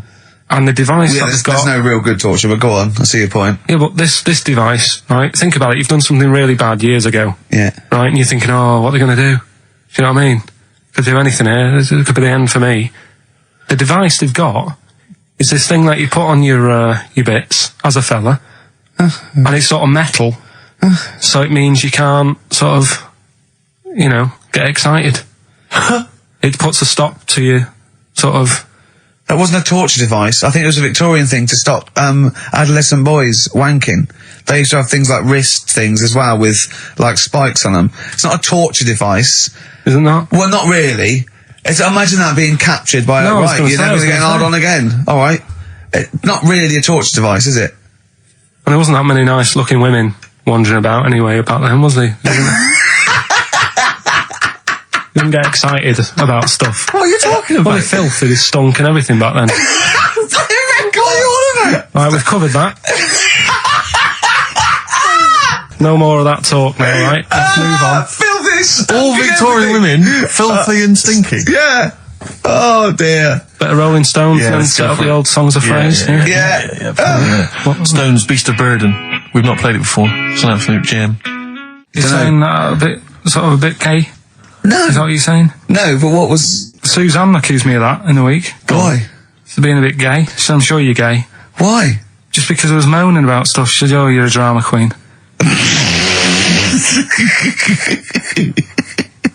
Right, well that's What were you moaning about? Not having enough gay sex? No. She didn't have a knob. Yeah. It's going, oh, why don't you get yourself a nice little knob? Yeah. I mean, can I call you Frank, please? Could you wear this false beard? Yeah. It's just, well, we'll talk about it later. It was about the Seven Wonders. I just wasn't that impressed. He wasn't impressed by it. He said, well, we'd say that, yeah, well, we got a top show coming up, haven't we? But if you are a little bit, kind of, just a little bit sexually, you know, don't be afraid to let it out. I mean, if you want us to relieve you of it. I'll tell you what, let's have a little bit of Maggie May by Rod. Oh, it's some Can't we beautiful play day. Killing a Georgie? That's your favourite song, isn't it? Oh. That's yeah. weird, isn't it? Strange, isn't it? That's weird. I'd like to hear Rod Stewart singing about a lovely lady, please, Carl. As would I. You can picture whatever you want. Bit of Rod. Maggie May on XFM 104.9. On Ricky Gervais with me, Steve Merchant and Karl Pilkington. Steve. Well, I've only just read about this, and I don't know anything about it. This naked rambler, Steve Goff. Yeah. Is he doing he's doing a walk from Land's End to John O'Groats? Is he completely nude? Yeah, he's been arrested 10 times on the way, apparently. Right. It says here that Nora Goff, his mum, she's in her 70s, she's begged her son not to walk naked from Land's End to John O'Groats. She said, I don't know where he gets this from. Certainly not me. I am and have always been quite conservative. He would never have been allowed to walk around the house without covering himself up. I wouldn't go as far as to say I'm ashamed of him, but I do not approve of what he is doing. Having said that, it's good to see him on the telly. yeah, it must be. It's not about anything. It's lovely. It's not embarrassed until they're famous with Exactly. it. However embarrassing it is. But I can't believe my son's a serial killer. Nice to see him on the telly. he looks like one. He's not, obviously. Yeah. You know, I mean, What is he doing? I don't Steve understand. wouldn't say he was, and he's not. He's just a rambler. But he's there, right? What's his motivation? He's just walking to, I don't know, it's just a nudist, I suppose. Right. And there's a picture in there, and Carl looked at it and he went, oh, what's the point of that? He went, well, look at him. He's got shoes and socks on. He's got a rucksack on. He's got a hat on. He's not nude. He's just got his knob out. Yeah. But he's got a full beard, thinking, oh, I want to hide some skin. Whereas this little chap needs the air. I'll pop him out all the time I can. I mean, they really annoy me. Because it's in the supplement today as well, with the Mirror, right? And they've done a bit about nudists and that. Yeah. Again. Same problems all the time. Go on. There's like an old fella sat there, just. How do you know he's old? Well. Why are you looking, Carl? Looking Looking at his face, aren't you, presumably? Yeah, I'm just saying he's old and he's sat there smoking a pipe. Sure. With his sandals on. Yeah. They're quite normal, just with his knob out. But look, he always made the same mistake. He's got a little white deck chair. Yeah. If you're nudist, don't go for white. Why? Just sitting on that, getting a bit clammy and stuff. White, don't go for white. Go for darker colours.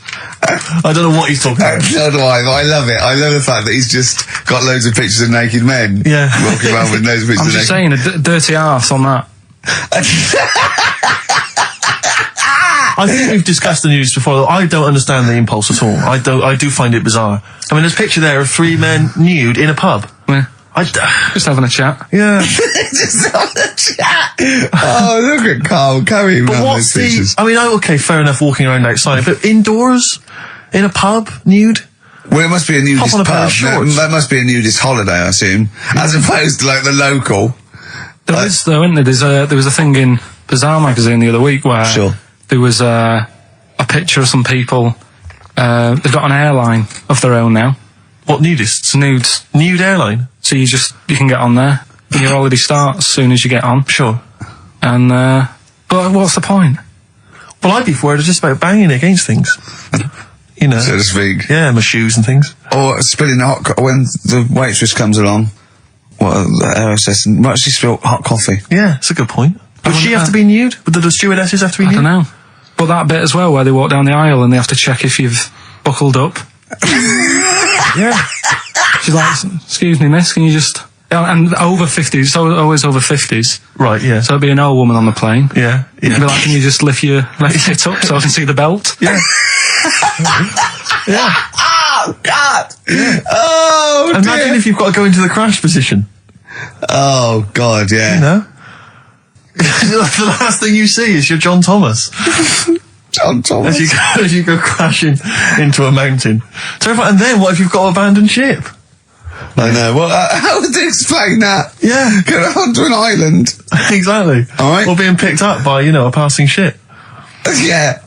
Carl, you notice they also play volleyball a lot, don't they? Yeah, I mean, you've always mentioned that, but I thought you were joking, but they love it. Yeah. They said that's what they do. They get to this special holiday That camp. can only be... Either they got the idea from sort of like Carry On Camping or Benny Hill, or they actually like it jiggling around as much as possible. Yeah. But is that safe? Well, I assume so. You play volleyball with trousers on, don't you? I wouldn't have thought... Yeah, but there's a bit of support there. I mean, I was watching athletics, right, the other week. Yeah. Right? Yeah. And I was watching it because there's a lad who I went to school with. He's like winning gold medals and everything there in the Olympics and stuff, right? So I was looking out for him. Now, if you went to school with him, I'm assuming he's got 3 legs or something? No, he's normal. just a regular guy? He used to push me on my go-kart, and so I feel like You've I was there from the start, training up a bit. Yeah. And watching the programme, and there was swimming in it, and I was watching that for a bit, getting a bit annoyed, because that butterfly stroke, Yeah. I don't know why they do that. No, nor do I. It's just hard work. It doesn't make you go any faster than, let's say, that stroke. The crawl. Yeah, don't do that. That stroke on radio doesn't work. The crawl, yeah. So I was watching that, thinking, that's annoying. Yeah. And then they got onto the running bit, and my mate's in this race. Yeah. Now, they do the side shot, don't they? So you can see who's in the lead. Sure. And then they do that front shot, where it's absolutely pointless. The only reason to do the front shot, I think, is to keep women interested. Because you can basically see his tackle going from left to right, being battered all over the place. Why were you looking? Seriously, you had no choice. If you wanted to watch it, it was like, I was interested if he was going to win, but it's like, But why did you turn over and watch Charlie's Angels instead? because I wanted to see if he won the race. Or flip back at the end. Just flip back to get the result if you don't... Well, Yeah, or at least turn away or close your eyes well, on the well, front shot. No, I wasn't. I just... Suzanne was happy. Suzanne was loving it. Yeah. And I was like, whoa.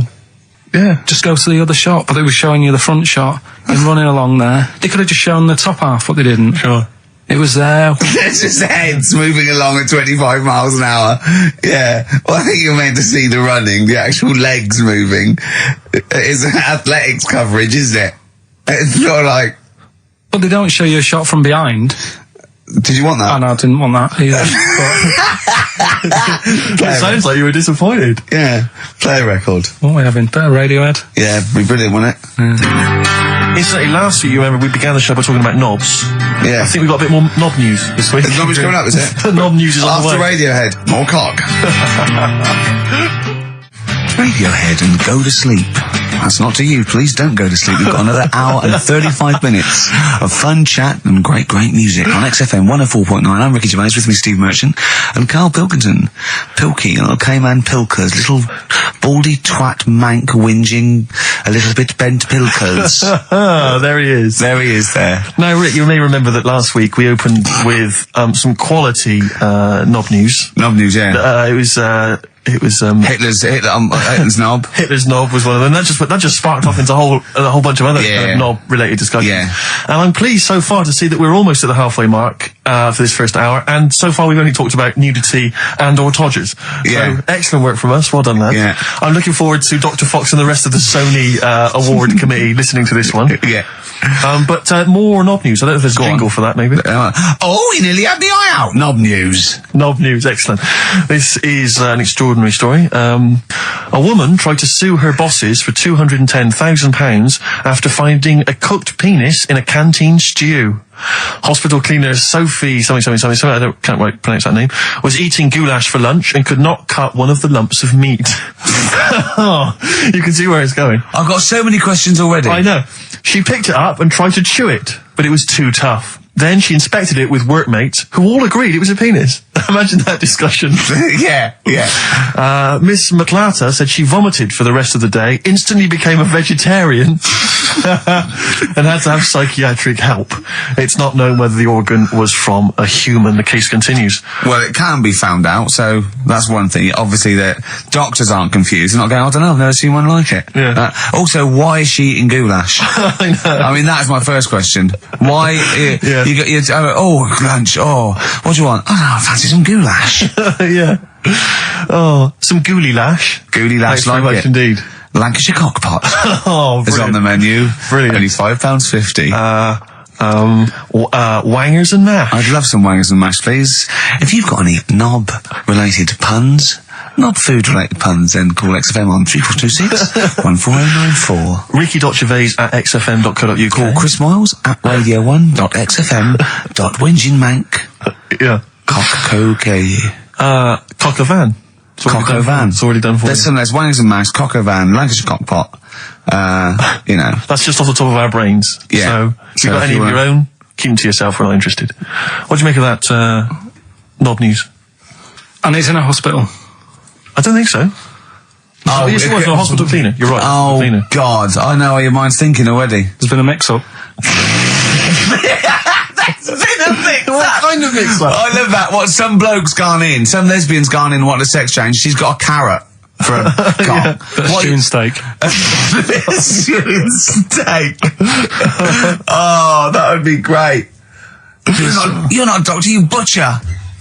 It's not funny. There was some other news, whilst we're doing the knob news, just cram this one in.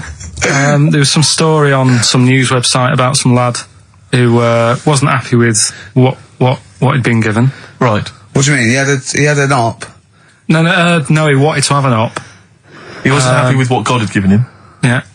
What the Lord had popped downstairs for him. Sure. And sorry, no, wait a minute. Was he a bloke who wanted it? Yeah, a fella. And what he wanted, he didn't want a knob, or he wanted a bigger knob? Wanted a bigger one. Right. Okay. And cost £5,000. Right. And they made a mess of it. Well, how did they make a mess of it?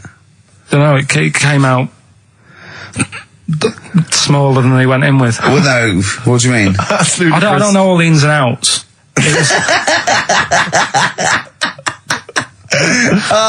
God. It's just he borrowed the money off his mum. There's been a slight mix-up. He borrowed the money off his mum? I love that. How bad is that? What do you want for your birthday, son? Yeah. Interesting. Thanks, Mum, for asking. A couple of bits of news as well. Hello, Doctor. How did it go? Well, firstly, don't look under the bandages and don't have the goulash for lunch. It was smaller than you went in Mum, with. we got £5,000. Why? Just give me tell me what it's for. You can have it if you tell me what it's for. Well, look at that. Oh, you need a bigger one. Yeah, definitely. There's the money. Yeah. On you go. Nothing can go wrong. What did he say to the doctor then? That's rubbish. I didn't read all the ins and outs. So just like I said, I saw Just it. look at the picture. They want a picture. But you just thought, well, thanks for it. You just thought you'd pop that one in. Thanks. Yeah, that's the end. Knob News Extra. Yeah. Play record, Carl. So if you've got any knob news, we've got one more show left. Send that to ricky.gervais at xfm.co.uk and we'll hopefully get that knob news on there next week. Yeah. All right. Some Dizzy Rascal. Oh, Dizzy Rascal, yeah, he's one of the hot new English rappers. Let's play it. Dizzy Rascal, apparently, according to Carl, he hails from Bow. If he's listening, good work. You have a number 3 hit with that. XFM 104.9, Ricky Gervais reading a magazine, Karl Pilkington, in a good mood today, so everything to play for. Some adverts. Steve reckons, in ancient Greece, right, it was better to shag a bloke than a woman. And I went, well, yeah. I mean, that's about the male being sort of a first-class citizen. Much better, wasn't it? An aspiration to sleep with a beautiful man than a beautiful woman. Women were lower-class citizens, so therefore men were seen as higher class. So to have sexual relations with a man there was no shame in that. No. In fact, it was looked upon. And I said, well, ancient Rome. I said, Nero, he'd sit in his big jacuzzi and he used to get, pretty boy men to go into the water and just nibble at his testicles while he was having a wash. He didn't do that. He did. No. Yeah. And he's not a gay fella. No, well, no. I mean, I don't know about Nero, but I mean, it wasn't a case of a big delineation between what was heterosexual and what was gay. It was just, whatever you... So what did this fella do then? This one who's having his... Well, he was pretty much top boy, Nero, for a while. He was in charge. And, you did what you're told. If Caesar or... But why were people going round there? Why didn't they go, oh... No, they weren't dropping in. It wasn't like the door was opening. I was just going to see what Nero's doing. It's not like when I pop in here to see you. Normally what would happen is he'd say, come back to my place, I got a book for you. Yeah. You'd pop in. But he'd come out in his pants. Elton John would be on. You'd have probably been like a delivery boy or a stable boy or something, and you'd have popped round there and you'd have gone, there, right, Nero, there's the tablets of stone you wanted. And you go, Pilkington, why you are here? Pop under, I don't know why he's French. What is that? I don't know why he's French. Just pop under the water and nibble at my testicles and you'd have done it. Because he was Nero. I wouldn't. He would have. There's no way I would have done. Yeah, well, you would have. What have I done? I've dropped a pizza off. You pop into Nero's place with the pizza. Right, I'd say I've done my job. Right? Yeah. That's not the sort of tip I wanted. No, he'd have said, get the little baldy chap to nibble at my testicles, and you'd run the water. I wouldn't have done it. I wouldn't have done it. Can I just say this, Steve? Not only would you be nibbling his testicles, you'd have been going mad. You'd have been noshing him just for extra. You'd have been doing everything he wanted. You'd have been going, he'd have gone, I didn't ask you to do that. You'd have been going mental. They'd have been chewing, slurping, smacking, poking. You'd have chopped, you'd have gnawed his packet off. You'd think you were eating Walker's crisps. There'd be bubbles, there'd be flood. Oh, it'd be horrible. The Beatles from the soundtrack to The Yellow Submarine, actually, and that's Hey Bulldog. On XFM 104.9, our last show, maybe. Me, Ricky, Steve, and little Karl. Alright, Karl? But that book, that wasn't a fake. It wasn't like just a ruse to get you back to show you me and dancing in my pants to Elton John.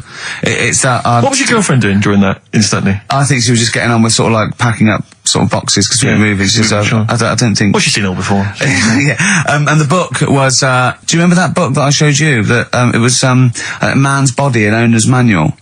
And it's just like loads of stats. And there's one in there. Yeah, it's kind of like a Guinness Book of Records of men. Yeah, there's one section there. There was sorry, hang on. It's not like Guinness Book of Records of men. That just sounds a little bit like you and I were sat around your house looking at a big book, pictures of men. The big man book. The big man book. He is a big man, isn't he? Yeah. He should be on the front cover. Yeah, it was a book more about the kind of physical body and exactly, biology and social and sex and all that sort of stuff. And which is where we got the knob news for today from. Right, this is true, right? I read that you'll have someone's eye out, knob news. Then you've got the jingle. Yeah. I read that the smallest ever functioning penis, right, was under 3/4 of an inch when erect. Extraordinary. That is bad luck, isn't it? And it's a micro penis, so it's perfectly scaled down. Just a little look at Karl's face. Well, couldn't the fella have said, look, right, I'm not happy about it, so don't print it. It's not the sort of press people want, is it? There wasn't a picture of him. It was anonymous. They didn't read the book and at work next day and go, look at this, Frank. What? Smallest ever penis, half an inch. He didn't go, it's me. He just went, yeah, loser. Yeah. You know what I mean? Anyway, let's have a shower. I'm alright. He must have had to have a little jod with a pair of tweezers. Yeah, presumably. Because you couldn't even get a fist. I mean, no. That is bad luck, isn't it? Was he a good-looking fella? What would you do, right, if he invited you round and said, right, and he was like the king, right? And he went, "Oh, Karl, can you just go in there and just nibble at it?" And you've gone under the water, and you're just about to nibble at it, and you come up and you go, "That's tiny." Would you be disappointed or relieved? Right, well, that wouldn't happen. No! Karl, I'm saying if it did, would you be disappointed? Would you go, "Oh, that, I can't even I don't know where to start with that," or would you go, "Oh, thank God it's not a big one"? You've got to remember that he's the emperor, so you've got to do what he says, or he'll have you killed. What would you do? Would you go, "Oh, lovely set of tackle," or, "Oh, it's not as big as I wanted," or would you secretly think, "I'm glad it's not big because I didn't want to, because I'm not that guy"? I'm not even gonna think about it, because I wouldn't do it. I know I wouldn't do it, even back then. Even back then? What do you mean? Even Well, when was Nero at it? What? Well, the Roman Empire was sort of like 2000. Well, it stretched up for to years. about, yeah. So, it's a long time ago. Yeah, I wouldn't do it. You'd have to. I always remember, we're still doing Knob News? Yeah. Just, Is this Knob some News Extra? Knob News Extra, excellent. Well, I didn't do that well at school and that, right? But we had biology. Mm-hmm. And I didn't take much of it in, but there was one day when it was about, Knob News and stuff. Sure. And it was all about how, blood, is what makes... Engorges Yeah. the erectile tissue. Sure. Yeah, it was all about that. And there was this girl in our class called Paula, right? We were sat there watching it, and she fainted. You just heard her go, "Oh!" and she hit the floor, right? Because we were all sat on top of the desk watching this. Right, I wasn't that interested in that. No. I wasn't looking at it and that. But Paula, right? She fell over. And the funny thing was, right? What was it? A video? Yeah, a video of like this blood. Yeah. Doing the business to this fella's member, Sure. right? And she fell over, like, and everyone's like, "Oh, what's up with her?" And the teacher was trying to like wake her up and give her water and that. And it was really weird because then the nurse came in, and yet this video was still playing. And the nurse came in, "What happened? Well, do you seen this?" Yeah. And you could hear, like, then it was going on to, like, sex education on the video. It was all done from start to finish. What happens, da-da-da-da, and by the end, and she was still out cold by the time it got to, like, and then they had a baby. Yeah. Right? That just reminded me of it. So it seems to me that was a sex education class. She fainted when the penis got erect, and when she woke up, a baby was born. That's probably what she thinks happens. She's wandering around now. And the whole class just missed out a bit because they saw someone. If she's ever with a bloke and he gets an erection, she just goes, "Oh no!" Well, that's it. She was a bit of a class tart, really. That's why everyone was like, "What's up with her?" Karl. No, but she was. Everyone was like, "What's up with her?" She's not seen it before. But just reminded me then. Weird. But anyway, yeah. So I wouldn't. Anyway, let's leave Nero aside. Yeah. The other thing in this, should we play a record and come back? Yeah. There's another interesting fact. There is some extraordinary facts in that. Yeah, well, more facts. We're running over. It won't be knob news. There'll be all different types of news. Right. Good show though. Enjoying the last show. Yeah. It's all right, and I hope it gets better because Telegraph are listening today. The Telegraph, the paper. Yeah. Why? Are they? Why did you say that? Just Jenny, the PR woman, said to me yesterday. She said, just do some good topics and that, so you don't have to worry there. What they phoned up to say? Hello, it's Telegraph here. We'll be listening tomorrow. I don't know what they're doing. Are they doing a review of it or something? I don't know. Why would they do that? There's no reason to. I'm a bit. Why didn't you mention this earlier? So Telegraph have said, why would they call up to say we'll be listening? It's a free country. Because they said they'll be listening, but also, can you make sure you record it? Because if we can't listen to it because of the pirate stations that are on at the weekend, because it affects our signal and stuff. Whoever's listening must listen and know there's a problem with pirates, and they said, "Can you?" Well, they're probably just doing a feature about radio shows or something. Then they're going to tear us to shreds. Listen to seriously, the drivel we've talked today. I mean, what are they going to make of it? That's a broadsheet newspaper. I think I know what Monday's headline's going to be. I don't think it's going to be like they're going to forget about the power cuts. It's not going to be about the inquiry or terrorism or anything. It's going to be no more to knob news. Yeah. It's gonna. They're going to love it. I mean, I have a little bit of self-respect. And if I'd known a quality newspaper was going to be listening, I wouldn't have turned up today. Because I mean, I'm an award winner, and I'm a respected television writer, and I've, won awards, sort of classy. Don't worry though. And don't worry. What have we talked about? Knobs. We've had the worst quiz on radio. We've had you trying to explain relativity. You didn't even understand what that word meant. You just mentioned there about sort of no knickers and that. Is this going to be your Auntie Nora? No. Right. It's just, like the last flat that I lived in, I always had a good view across the road and I could see, it was the hairy... There was the hairy Chinese kid. Not hairy Chinese kid, he was just a Chinese kid, actually. Yeah. Running Because about. that's rare, isn't it? Hairy Chinese kids are very rare, isn't it? Yeah. There's only one official sighting, isn't there? In one of those shit little magazines that you buy. Yeah, he was running around in his underpants. Sorry, you just swore ironically. I mean, I imagine if there's any newspapers listening, you did that. Because he's sort of jokey and... Yeah, go on, let's not swear. And there was the old woman who didn't move, she was just sat there reading a book all the time. Who we think possibly died and no one came round for weeks, I mean. But, and now I've moved, right? And it was quiet for a bit. I always look at what view I'm getting, right? Looked across and it was just sort of empty, sort of flats ready for people to move in and that, right? Anyway, people are in there now, right? And they've put all the furniture in, but I haven't put any curtains up. Oh. Right. So anyway, I'm sort of washing up, just having a look out the window. Yeah. Right. Girl sort of wandering about, knickers on. Right. With no knickers on? You mean No naked? knickers. Well, she had a bra on. Right, okay. But, She's probably looking for a knickers. So I thought, and I don't know how long I was looking. No. Right. But anyway, she looks across. Oh, God. I think she spotted me. Yeah. I think, oh, God. I felt really bad. Yeah. I said to Suzanne... Sorry, is this some sort of Peeping Tom confession while the Telegraph are listeting? I've no idea. Well, it's not... That's the thing, though. Peepington. If I was peeping, she was peeping as well, because she was looking over. Works both ways, doesn't it? Yeah, but yeah, all she could see of you was your bald head. Yeah. No. But And your hands moving as you were washing up. And some white-looking substance rotting up. Particularly stubborn stain on this glass. Yeah. Oh, God. Imagine that. Imagine if she looked across. I'm assuming your sink is lower than the window. But didn't she just cover up or something? Or she looked back and go, oh, you looking at my bunny? Well, the thing I did... What? I thought, just sort of drop me boxer shorts. Because I thought... Well, Suzanne said, what are you doing? What are you talking about? What are you talking about? No, just so they can see me cheeks of me. What are you talking about? No, because I thought, if she thinks I'm walking about in the nude as well, then we've both got something out of it. Carl! This sounds like a bad excuse in court. I know.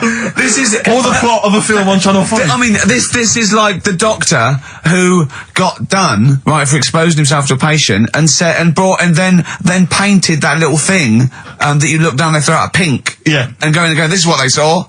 Yeah.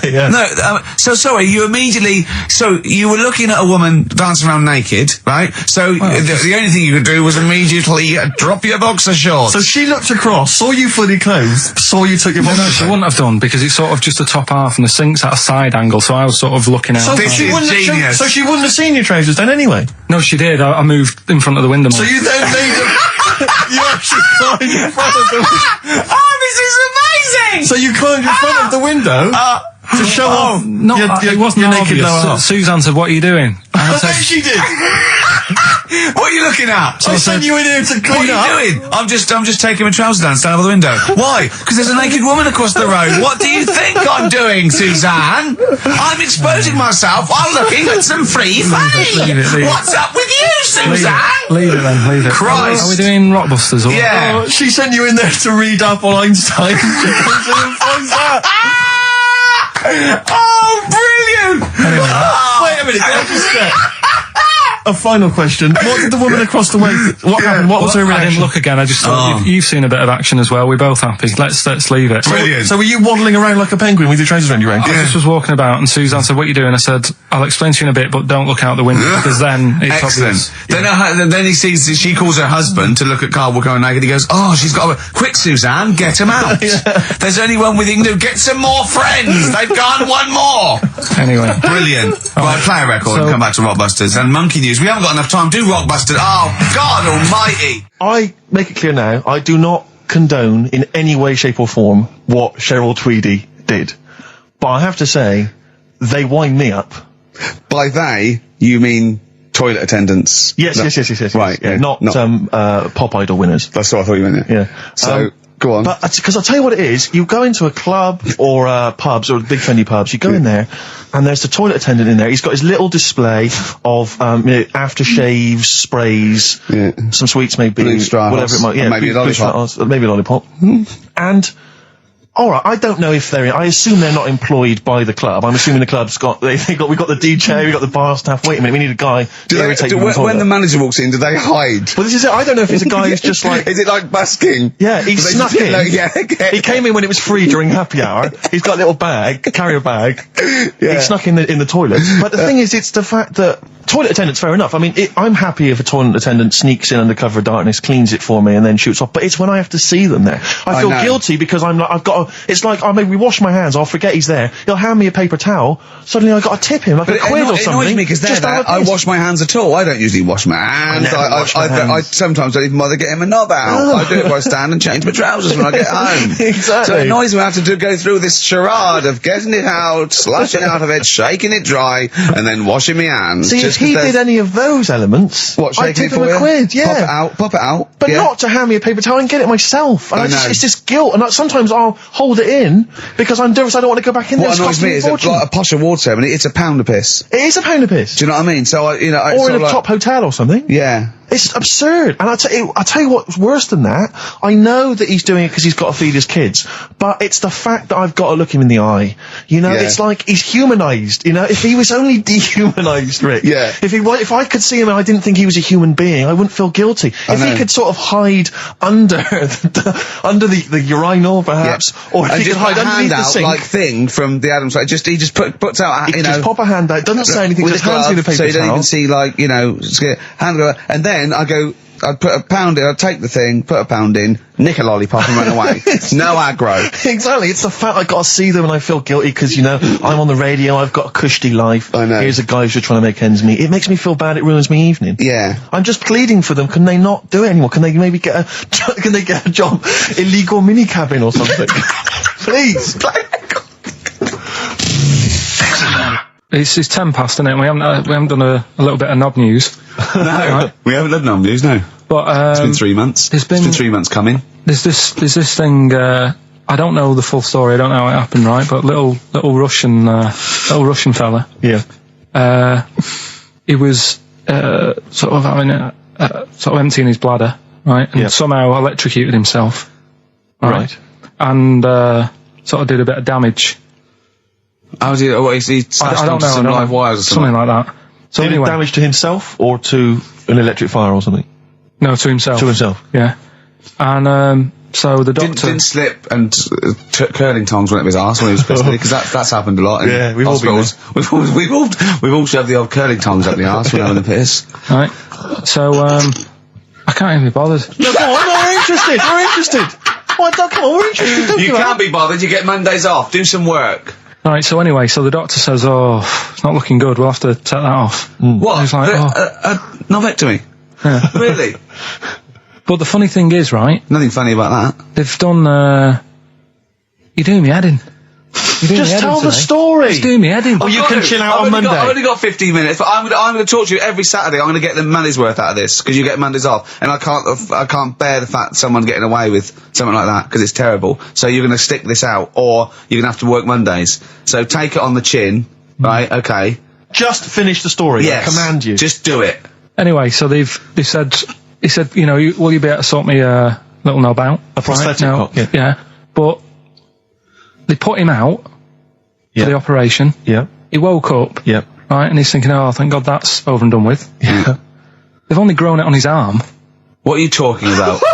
You twat. Shut the you're an idiot. What do you mean they've grown it on his arm? Apparently, that's the way they do it. Oh, yeah, but to then put it on, that wasn't a mistake. It wasn't doctor going, did it go there?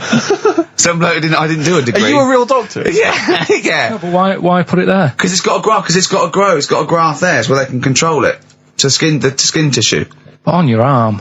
Well, but they're going to remove it from the arm itself. What do you mean on the back? On your back? Somewhere, well, we can't wear a t-shirt.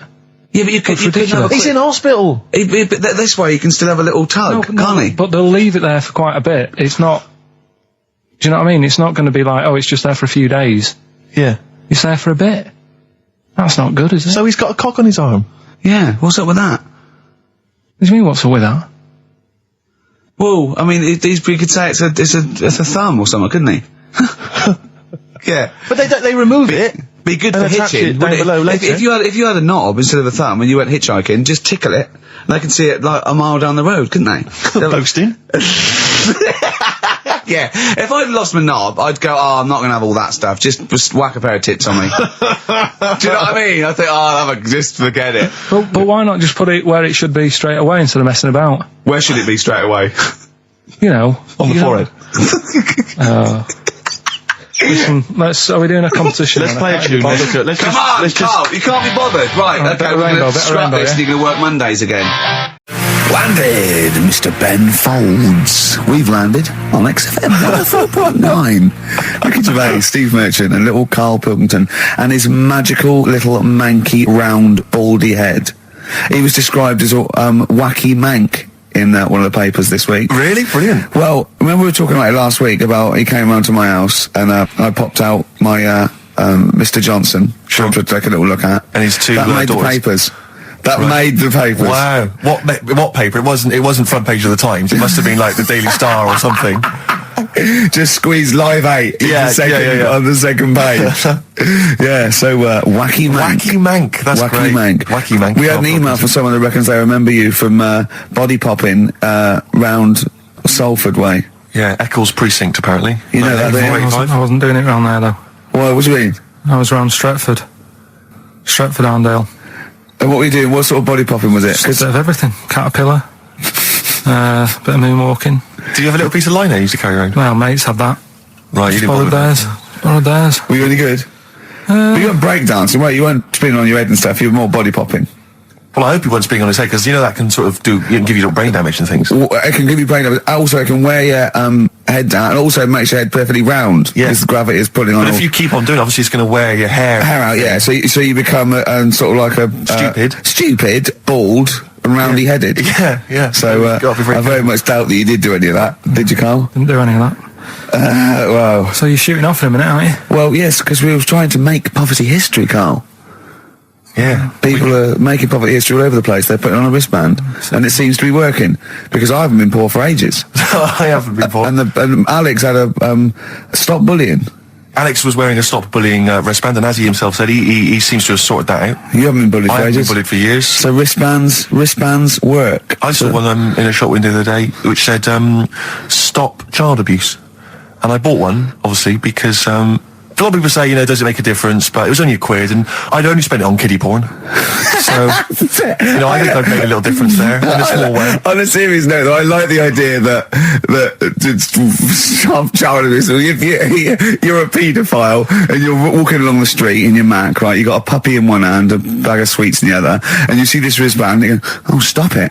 Oh, okay then. Yeah, I hadn't thought before. That's what you think. Okay, fair enough. Yeah. Well, I won't be doing that again. Yeah, he was hanging around in Topshop for unsavoury reasons.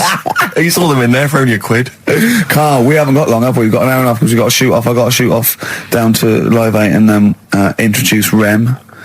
So we got a lot to pack in. We got the Rockbusters, and then we give away. I just saw those. I'll finish the sentence in a minute. I look forward to it. I'm getting excited. Yeah. I'm getting excited. So we got so much to pack in. Yeah. I haven't got time to finish all my. So listen, right?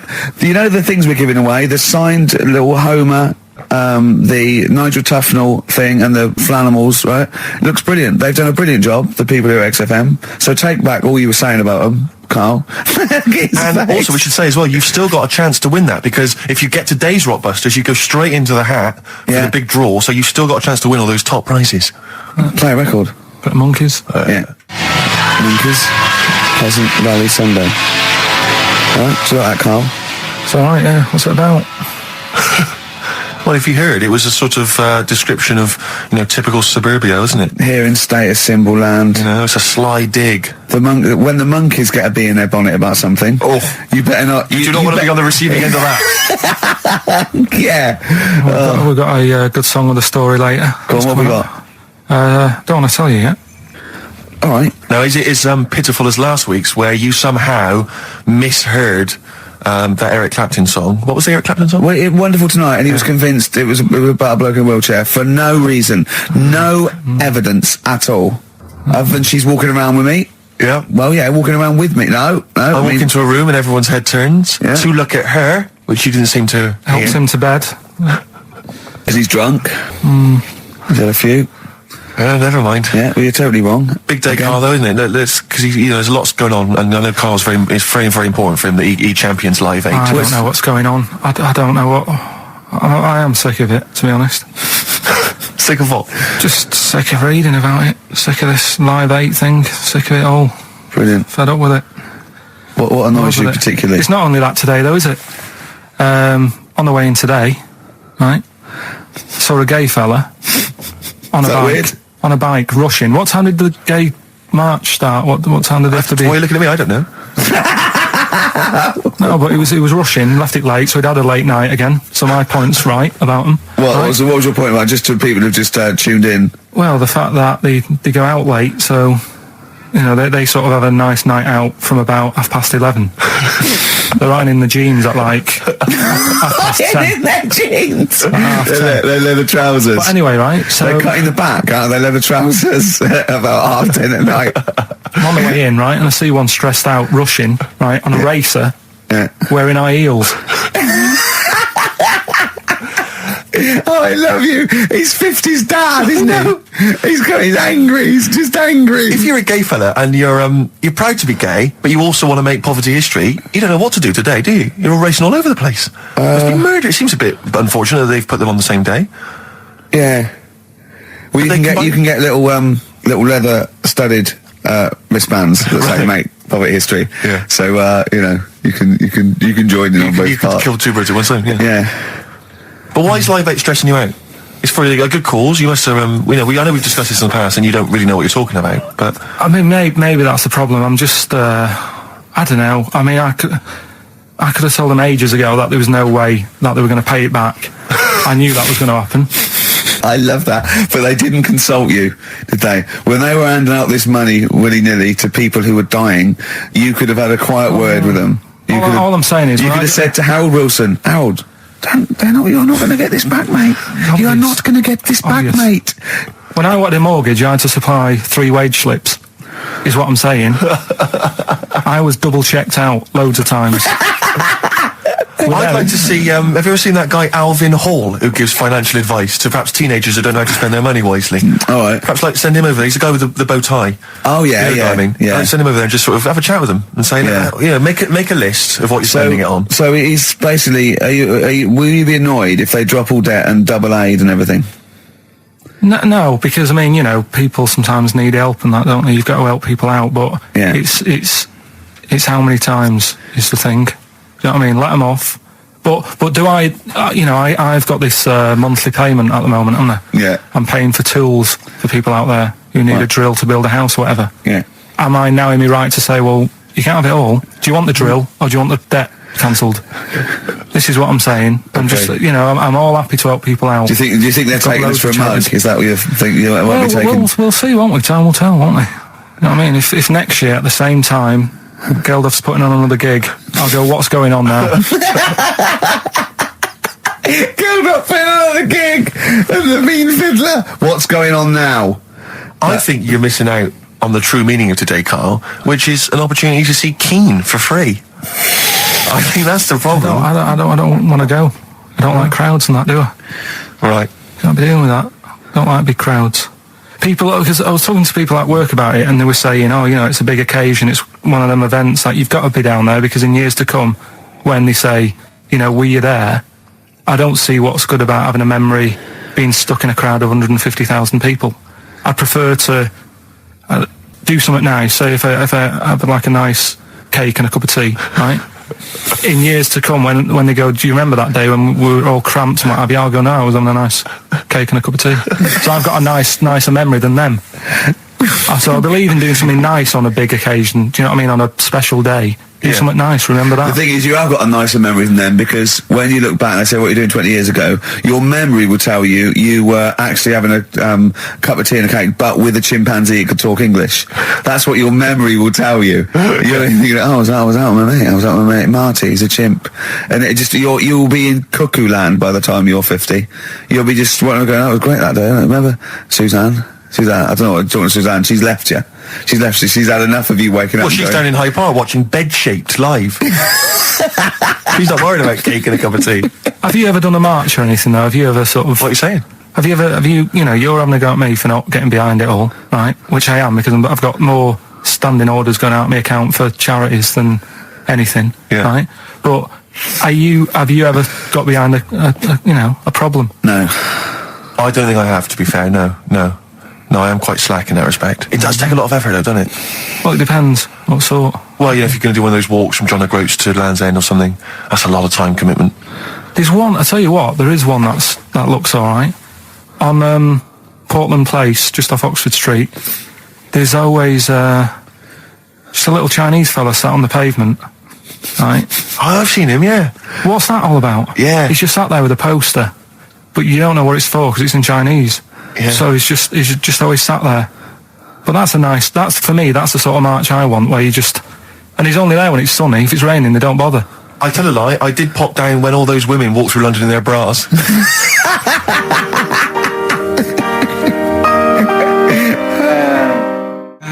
Embrace and Gravity on XFM 104.9. We've had a couple of texts. People obviously can text in 83XFM. That's the text number for the big quiz that's coming up shortly. Rockbusters, still your opportunity to win some of those cracking prizes. Enter your name in the draw if you can unravel the, I don't know what you call them, conundrums that Karl set. Sort of. We've had a couple of texts. Obviously, we're leaving early today. This is a shortened show and our last show of this run. But we've got to leave early. We've got to go down and try and make poverty history. But Rob's texted and he says, only an hour and a half today. Well, poverty does have some benefits then. He's a fan. He understands the show. Who was that little fella that used to write in who hated the show? I forget his name. I haven't heard from him for a while actually. I don't know what happened. No. Maybe he realised that if he hated the show so much, the obvious thing to do was to switch off. Maybe that finally dawned That's on him. annoying. What's his name? Someone will remind us of his name. I like people who hate us to carry on listening. Yeah. It just gives it an edge, doesn't it? Yeah. It's the fact that, that you're annoying someone. I mean, I love annoying people. I know you do. I know. So you're like a kind of walking Chinese water torture. Yeah, exactly. Yeah. Have we got Ladder 49 today? Rick, there's a number of cracking DVDs as ever on Rockbusters.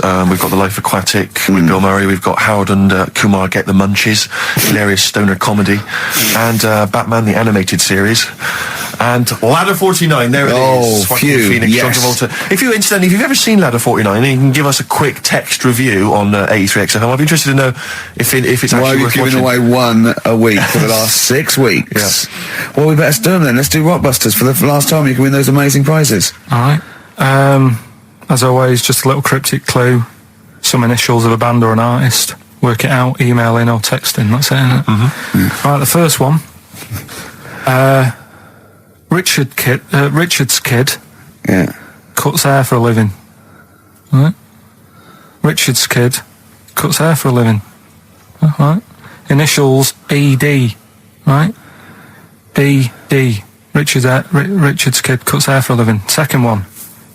I have a problem saying the French word for well. Right? I think that's the right word anyway. Well. I have a problem saying the French word for well. So what's that? That initial there is K. Right, band or artist. And then the third one, you take 8 kebabs, 2 kebabs, 57 kebabs, times it by 27 kebabs. Right? The fella is struggling to work it out. What's that? What's going on there? Right? It's a good question. DS is the answer there. 8 kebabs, 2 kebabs. I've got it. 57 kebabs times it by 27 or what have you. Fella's struggling working it out. What is it? I've got that one. DS. So just email in ricky.gervais@xfm.co.uk or on the text 83936. Yeah, and you can win Ladder 49 and those other DVDs. Plus, you go into the draw, which we'll do before we leave, and you can win the signed by Matt Groening, personally drawn Homer Simpson. We've got the Spinal Tap poster signed by Christopher Guest, and also the original artwork of us as Flanimals. But they've all been framed. They've done a brilliant job. It really is a nice prize. I mean, almost too good to give away. A little bit annoying. Is it too late to take that back? Well, I was thinking we could sneak in a copy. Yeah. Just a very bad photocopy, so it goes grey, and yeah. No, they're all originals. So get texting. All right. XFM. REM, Night Swimming, beautiful song, brilliant band. I've got to introduce them, and I'm actually nervous. Yeah. I never get nervous. You never get nervous, do you? I never get nervous, and I get a little adrenaline rush. It just takes, 80% of the world's population to be watching you, and then you get a little bit jittery. And I don't know what to wear. No, this is interesting, actually. I don't know. No. For a moment though, I was thinking maybe Ricky's got to pop home first before he goes down to bring on the band. But if you are watching it, or if you're there, obviously not there, if you were there you wouldn't be listening to this, but if you're watching it on TV, do check Ricky out, because how do you describe that particular look? Ricky's wearing sweatpants. I assume they're sweatpants. They're not pyjama bottoms, are they? They're sweatpants. They're sort of... And you've got just a white t-shirt, cheap and plain white t-shirt. Yeah. And basically Ricky is wearing... It's like he's made so little effort. The only way he could have made less effort was if he wasn't wearing any clothes. If he was just wearing his underpants that he slept in. But he's actually bothered to put on a t-shirt and a pair of sweatpants and some trainers. Yeah, well... Jonathan Ross is going to probably be wearing a suit, one of his, expensive suits or whatever. And, yeah, but he won't be as comfortable as me. Well, true. Did it not occur to you for a moment to maybe make slightly more of an effort? Perhaps put on a jacket? A jacket looks silly with tracksuit bottoms. Well, again, you could have changed the tracksuit bottoms. I mean, they're a mainstay of the outfit, are they? It's like they're not changing for anything. Yeah. I've got very little things that I haven't got a drawstring or elasticated waistband. No, sure. I don't want to be bothering with buttons and zips and hooks. There's going to come a point, isn't there, where you're just going to wear, I don't know, smocks. A baby grow. A baby grow with a flap. Yeah, that'd be great, wouldn't it? Those little mittens. That'd be great. And then an oven glove, so I can just get stuff out of the oven, eat it, let it drop everywhere. Yeah. Right, and then just get out of the baby grow, put a new one on, a clean one on. Or those kind of red flannel things with the which cowboys wear. Yeah. The kind of buttoned up bit at the back. The old cowboys. Yeah. Grandpa, he comes out with the shotgun. Exactly. The long johns. Well, how's it going with Rockbusters? Anyone got the answers? Actually, one guy has texted in, James in Deptford, he's offered some answers, and he says here, the guy that hated us, famously, of course, we should have remembered, Dickie Anderson. Dickie Anderson? Richard Anderson, of course. I don't know if Dickie's still listening. If he is, obviously email in ricky.gervais@xfm.co.uk and tell us what you've been doing, how you've been keeping busy and stuff. Yeah. Nice to hear from him. Chris Campling hasn't called, has he, either? Yeah, Campling. The one that thinks that not only is this whole show scripted, imagine that, right? But that Karl is a character created by us. Yeah. He's actually an actor. Oh, if only Look at that. A shaved monkey we got. I'll tell you, you're going to go along later to the Live 8 gig and you're probably going to see some bands that are going to make an effort to entertain you. But if you want entertainment, Rick, you know it. There's only one person to book. Go on. Me.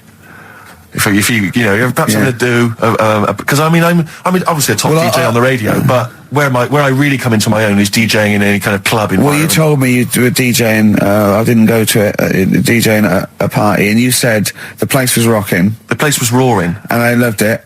Karl just said he was there, and they weren't. Well, that's nonsense, Karl, because you know very well that when I'd put on a tune, they'd cheer. Yeah, but it was late on in the night. They would have done that whatever you put on. That's nonsense. No, they were happy and everything. I'm not saying they weren't having a good time. It was your party. It was all right, but they weren't going mental like you're sort of making up. They were definitely going mental. When I put on the Proclaimers, they could not believe their luck. They would have walked 1,000 miles. Was it good though? Were they really? What were they doing? They were dancing, were they? Dancing and that, but they weren't sort of cheering, going, more and all that at the end. What are you talking about? Take On Me came on, the big cheer went up. Oh, I don't know who to believe. I've been there, done it, Steve. I've been the DJ as well. It might be jealousy. It might be like professional jealousy there. Yeah. I think it's because my fortunes are on the up and his are on the down. We all know famously that he had Pilkington making music, his DJ outfit. Didn't happen. I did enough. I just wanted to do enough to pay for the equipment, and I did. And that was that. But I don't like crowds, do I? But you're safe, aren't you? You're behind the little thing with the flashing lights. But there's still a lot of people and that forced fun. I don't like that. Forced It's fun. not forced fun. They haven't got to It dance is. if they don't want to dance. Yeah. Don't like it. What do you mean you're forcing to on the up? Anyway, DJ, where were Well, you? I'll tell you, I was hired. Well, I say hired. I did it as a favour to a friend. His wedding the other week, and I got there. I was thinking, because everyone had their little role to play, and then people were doing a good job. I love you taking it seriously. And I going did. I to a spent wedding. ages putting together some CDs, special selection CDs. I love that. Because what I did was I burned them on iTunes. Did you turn up with your own headphones round your neck? Own headphones, wearing a suit, but headphones. Metal case. Didn't need it. Just had them all in one small box. Brilliant. Boom. I thought this is good stuff. I got some classics here. Give me an example. Give me an example of that, like the first hour, the warm-up hour. Rick, I'm coming straight in with Frankie Valli, Oh What a Night. Brilliant track. I mean, when those beats start at the beginning, who's not getting on the dance floor? Wait a minute, what's this following it up? Go on. It's the Jacksons. What, I Want You Back? I Want You Back. Brilliant. It sounds good at the moment, Carl. Yeah. So I'm thinking, I'm gonna roar this, because they laid on a good spread. The ceremony was nice, food was nice. I'm thinking this is going to be the piece de resistance. Yeah. Alarm bell started ringing. Why? When I realised there was a marquee outside. Of course, it's a balmy summer evening. I'm stuck inside on the dance floor, so I'm thinking I'm going to be struggling here to get them in. Even with flavours like this, I thought I'd struggle, Rick. So I'm sat there in my suit. I'm sat behind this little DJ console. I've got all the big numbers. There's one or two people making some token effort, but frankly, most people are outside everywhere. no. I was livid. Of course, they couldn't hear it out there. So I was playing to an empty room, really, and I was furious. I was absolutely furious. Because, I mean, what is, they're wasting my time. They're wasting, now I could have just stuck the CD on and gone out. They're wasting Frankie Valli's. Frankie Valli's time. They're wasting the Jackson 5's They're time. wasting, D-Light's time. Yeah, yeah. And so I'm sat there, and there's a couple of people making a cursory effort. Mainly when they come to get a drink from the bar, they might have a little quick, couple of twos. You shout, we don't want your Not lot. interested. All of your no All one. of your no one at all. And then there's a microphone set up because people have been doing speeches. This little girl gets on the mic, right? It's being funneled through the speaker system. So every time I put my headphones on, Miss Dynamite, was it? It wasn't sadly Miss Dynamite, although she decided to have a little go at MCing. She was screeching her little head How off. old is she? Oh, I don't know, 8 or 9. At their most annoying. When children are their most annoying, because they got a bit of confidence there. They're a bit cocky. They're not shy anymore. They're a bit arrogant. Yeah. She's screeching her head off, so I'm playing, and she doesn't know. Look at your face! I'm playing into the groove. No one's getting into the groove because she's going mental. She's just going, what's this? I don't know what this is. Play something I know. I'm thinking, I haven't got any bloody DJ Otsu or Crazy Frog. I'm not going to play what you... So she's just screeching along, ruining it for everyone. I say everyone, there was no one there. So me, she was ruining it for me. I bet you were really I was angry. furious. But of course as well, every time she screeched, it went through my headphones. So so of course and then her dad comes along, right? And I'm thinking, all right, he's I seen what's just imagine you in your suit, sweating, getting annoyed at someone Livid. ruining your set that no one's listening No one's to. listening to. I think, her dad's coming over. He's going to put pay to this. He's realised that, she's causing a disturbance. He comes over there, joins in. No. Sits her on his lap. He's just saying, hey, she's having a whale of a time. I'm thinking I'm furious. I'm thinking it's his responsibility to shut her up. He's not Yeah, going to do anything. I What can I agree. do? I can't step in. No. And I know very well that if I interfere, he's going to say, oh, well, she's enjoying herself and no one's dancing anyway, and we would just go into a fracas. Yeah. And I didn't want to start a fight. No. Because So, I don't know, but he'd have knocked you out, wouldn't he? Someone would have got knocked out. And I'm not saying who it would have been, but, but there would, to bear in mind, Rick, there would have been 2 of them. And so I didn't want to get into a fight with them. And anyway, so I'm playing. Anyway, so my friend came along. He realised what was happening, and I didn't have the guts to unplug the microphone because he'd have known. You see. Yeah. So I got my friend to do it when she had her back turned. So he pulled the plug out. The microphone went dead. She went, "What's going on?" I went, "I don't know what you're talking about." I said, "I don't know." She said, "Where's the microphone?" I said, "You must have broken it." I don't know what's going on. Someone will probably make you pay for that. Anyway, at least we shut her up. That is great! But it really went from bad to worse. And there's that thing when you panic, you start panicking, so you're putting on a lot of flavours that you would have saved till the last hour. What are we talking? Boom, boom, shake, shake. Exactly, you're throwing him in early. Love Shack's coming on way too soon. Really? Oh, Love Shack before 11. It's heresy, but I had to do it. But anyway, in the end, I made the bride go and get some people in. I said, look, it's your special night, all right, and they're going to enjoy this. I'll be honest, love, this is a washout, and it's up to you Exactly. to turn this wedding Yeah. around, or I'm walking. I'm walking, and I tell you, they're going to have a sour memory of this evening unless you bring so some go people and in. get everyone in dancing. So she got him in at the end, and Brilliant. I'll tell you this, Carl. I mean, I don't know what you say, but they were loving it. They were absolutely loving it. A bloke came over and said, have you got Amarillo? I said, no, but I put on something even better, Delilah. Wedding crowds always go for Delilah. A song, of course, about old man killing his wife. It always goes down very well, strangely, at weddings. They get into a sort of hokey-cokey thing. They went berserk for it. And I was following it up with, I had the Monkeys, I had all sorts going on. Brilliant. Of course, you know what happens. What? I'm going great guns. People are absolutely loving it. They're rocking it. I throw in, I had something cracking on at the end. Come On Eileen, of course, was on. People were going berserk for it. Which is unfortunate because the bride's name was Eileen. Yeah. And then the bride pipes up. I'm throwing the bouquet. So they all traipse off outside again. I was furious. Oh, no. I plugged the microphone back in. I said, what are you doing? We got, but they went out there. And, of course, you can't get them back once they've done that because all the women are running around. I got the thing. And then they got to wave everyone off, throw the confetti. They ruined your day. I was having a great time and they ruined it. She ruined your special day. She ruined my special night. Oh, no. It's on her head. What would you put on about now, Carl?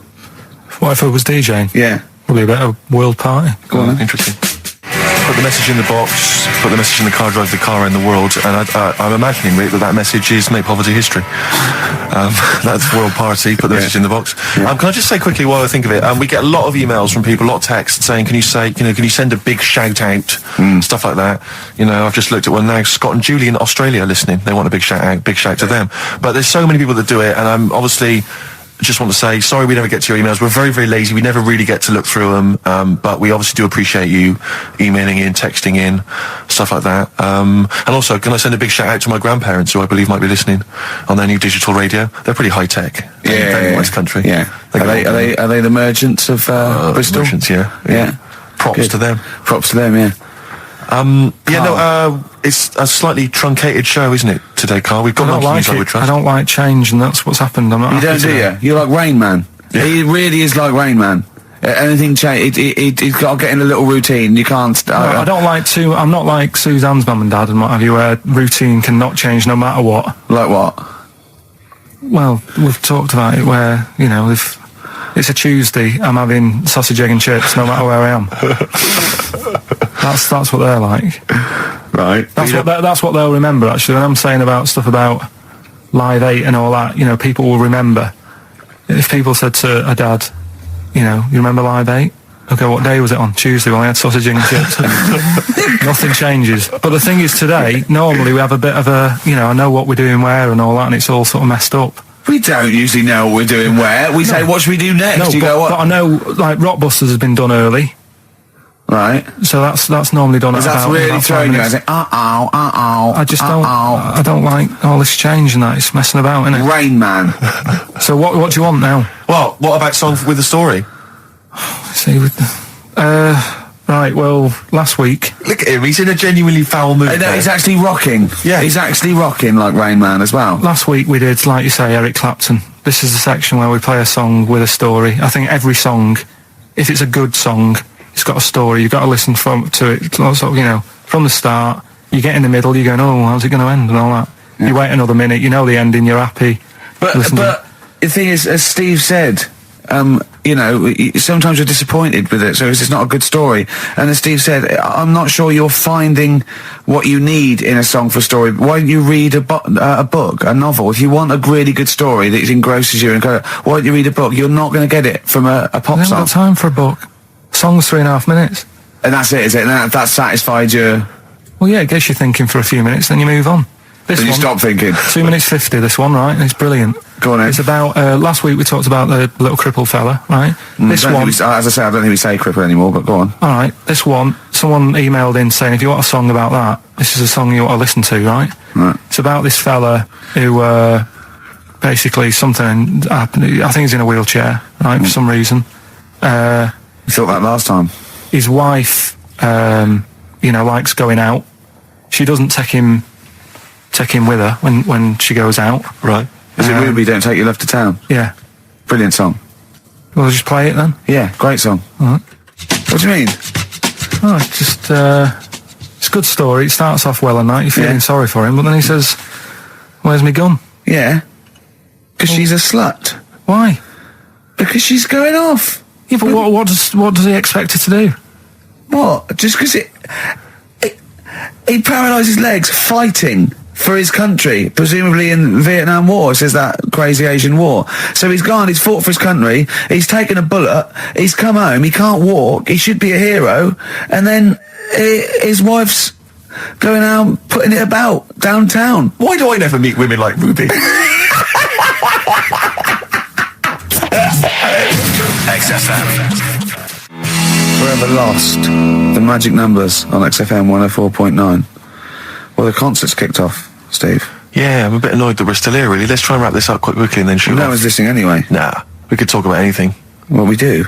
Yeah, true. It makes no difference to We us. could do a lot more swearing than we normally do. We could do even more. I was talking to Carl the other night, because I've been rewatching for some reason that film Witness with Harrison Ford, where he's a policeman that has to protect a little boy who's part of an Amish community. Amish? Yeah. And I tried to explain to Carl... You look plain, John Book. Exactly. And I was obviously trying to explain the Amish to Carl. He'd never heard of them. Completely stony-faced. Amazing. Now for those... Okay, you explained it to him, have you? Okay then. Yeah. Now, I don't know what you said, but I'm assuming you got it right? Carl, now tell me back now, what are the Amish? They're just people who sort of live like in the olden times. So to them, they're sort of in about 1842 or something. So they're getting old papers and that. They haven't cut up to. No. They don't have telly. They don't deny the 20th century has happened. They just don't want to be part of it. They look up and they see planes and they know what they are, and they go into the town and they see it in the window of Dixon's, a telly. They just don't want to be part of it. No, they're still living. They are still living like it's that's what I mean. Yeah, but they don't. They know about everything else. They just don't want to be part of it because they think that the sort of the revolution was a bad thing. They think that society became more and more depraved, and they wanted to go away from it, and they want to go back to old values, and they think they don't need TV and jets and that way of life. They can survive in the old way because the old way was better. Missing out on Live 8. Yeah, but they haven't had Band-Aid yet. Yeah, I think this is the problem that Carl had. He in his mind, they were just a bit delayed, so that in his head they were slowly moving towards the 20th century. They wouldn't be able to watch most of these bands, all their electric guitar. They'd be allowed to watch Tracy Chapman. Yeah, doing an acoustic set. Yeah, between the bands. Yeah, that'd be all right. But no, in Carl's mind, it's like although they wouldn't like Fast Car. They wouldn't like singing about that. They go, I don't know what you're talking about. Pony and Trap. You got a pony and trap. That'd be all right. But are they still? Do they still get sort of rubbish posts and that saying we need your money for this, or get behind this charity? They live in an isolated community. They're farmers, aren't they? They're farmers. It's an agricultural community, and they're obviously very staunchly religious. In actual fact, it would suit you very well because you hate crowds, you hate groups of people, you don't like the modern world. You'd love it down there, wouldn't you? He wouldn't like getting up at 4 o'clock to milk a cow, though, would he? Well, no, but he'd get used to it. Go back to bed, couldn't you? It's probably out. I mean, have they got anything to do with the Hare Krishna people? No, nothing at all. Because out of all the religions, that's. I'm not a religious person. I don't understand. You're only saying Hare Krishna because you've got the head. That's the only reason you think it'd be... I'm halfway there. Yeah. But the thing is, out of all it, you just... What was that? Money just fell out of my pocket where I'm nearly laying down. That's the danger of wearing sweatpants everywhere you go. I don't get for lying down in a chair. No, I'm I've never been a religious type. If people want to do it, I let them do it and what have you. Good of you. But out of all of them, I want one that's not going to take over your life. I don't want one where you've got to get up 3 times a day and you've got to go and pray and that you've got to get up early. Forget that. It's getting in the way. But if it's something like... I was walking to work the other day, right, across Oxford Street. There's a little Hare Krishna fella there. And he sort of had... he had a leaflet and stuff. And he said, are you interested? And I said, what do you do? And he said, well, we're against getting stressed out and what have you. And he gave me a plum. They hand out food for some reason. But I sort of asked a few questions. just the imagery. These two bald people, one of which is wearing an orange smock, holding a plum in the middle. He hands the other one a plum. It's almost like you can imagine some kind of religious painting. Exactly. Yeah. But you know, what is their sort of main thing? Because he didn't really tell me that much. He was a Japanese bloke, so I didn't know what he was saying that much. Why? He wasn't speaking English? Not very well. He wasn't the best sales bloke to send out for them, is what I'm saying. Yeah. But what's that? Are they? You're saying they're nothing like? Well, I believe Hare Krishna is a kind of as an offshoot of a sort of Buddhist faith. It is. I think they are Buddhist, aren't they? Yeah, and obviously their kind of trademark, as it were, is that they have to say. I believe they have to say Hare Krishna, Hare Krishna in a certain rhythm, in a certain order, a certain amount of times per day. That's why you see them all down the street saying Hare Krishna, Hare Krishna, because it's actually a sort of religious chant which they're obliged to do. So you see, even if you go into the Hare Krishna faith, you may find yourself, in Tesco or whatever, forced to say Hare Krishna, Hare Krishna. Out loud, not just thinking it. Yeah, no, out loud. You can put it on an iPod and you can put that on an iPod. No, it doesn't count. No, I think you have to actually say it. So I guess that kind of eats into your social life a little bit. And there's the wearing orange as well. Particularly frustrating, I imagine, if you're in a cinema or a library. A little bit awkward there, midway through. Or Star you Wars, live next door to a bloke called Hare Krishna, who constantly thinks you're calling him. Yeah, that probably. Yeah, so that's in essence. I mean, I don't think we've quite done the Hare Krishna faith its full service there, but so interesting to you. I mean, you got handed a plum. You've been treated well by them. Yeah, well, but he couldn't tell. I just wanted to know how much time it would take up. What are the benefits? What can you do? What can I think the benefits are they probably don't get stressed out. They've probably got that sort of that zen, that chi-ness about them, where they try and interact and quite meditative. Yeah. I've got some nice trainers as well, don't they, with their orange. What are you looking for then in a faith, Karl? You say what are the benefits? I mean, obviously Catholicism, you get the communion wine and bread, so... Yeah, but I can afford that. Right. Probably, just I like the Crusaders. I was forced into joining that as a kid, because a mate sort of joined it, and he sort of said he'd join in. I sort of swore at him. I said, I'm not doing that. Right? Yeah. He said, right, if you don't come with me, I'll tell your mum that you just swore. So I was like, oh. So I went. So I went along, and I used to just go on the Friday when they played, Sabutio and stuff. And then I went on one Sunday, and it was totally different. There was no Sabutio. There was no sort of table tennis. The thing where you hold a thing and knock things over. Skittles. There was all that on a Friday. Went on the Sunday, it was rubbish. He said, right, sit down in this room. They gave me a Bible. Thought, this looks too heavy, this is too big, I'm not interested in this book. And I never went again. I used to hide on a Sunday when they came round. And that's been the only sort of... I suddenly, why did it suddenly turn out to have to hide on a Sunday when they're coming round? Because they wouldn't leave. They wouldn't leave. Who was it? Were they adults? It was well, he seemed like an adult to me at the time, but he was probably about 27. Well, that is an adult. Yeah, but do you know what I mean? He seemed a lot older when I was a kid. Yeah. And he came knocking and that, and he used to say to me, Mum, I'll just tell him I'm ill or something. And he used to hang around to see if I'd eventually come out to play and that. And if it did, I think they would have grabbed me and took me there. I love the idea that for you, religion has to bring with it some kind of gift. It's like, join our faith and you get an alarm clock radio. It's like something like I think religion does bring a gift. Usually, it's the gift of the Lord. Well, the gift of everlasting life, isn't it? And that's the problem with it, A lot of people believe in it because they think... But for Karl, right. his feeling is like, that should be a given. That's safe. I'm definitely going home with eternal life. But what else can I have? Is there an iPod? You have to have a religion? Because obviously I don't have a religion. I don't miss it, and I wouldn't want one. I'm an atheist, and that's out of belief. That's out of logic. And we don't get into the politics or the morality of it. Why do you feel you need a religion? Why don't you just get a hobby? Well, I didn't want one. I don't want one. I just was saying that, if I was to get one, which one would I go for? Is what I'm saying. I'd like to see you perhaps as a Jew. I think Judaism would suit you well, I think. What are the hours like for that? Tough. Can be tricky. That's what I mean. I don't want anything that's, And they have a day where they don't eat and stuff. I couldn't be doing that. So they have days when they eat too much? Yeah, but what happens if I'm not that hungry that day? Like I say, I don't like change. No. I like my Cheerios in the morning. I don't.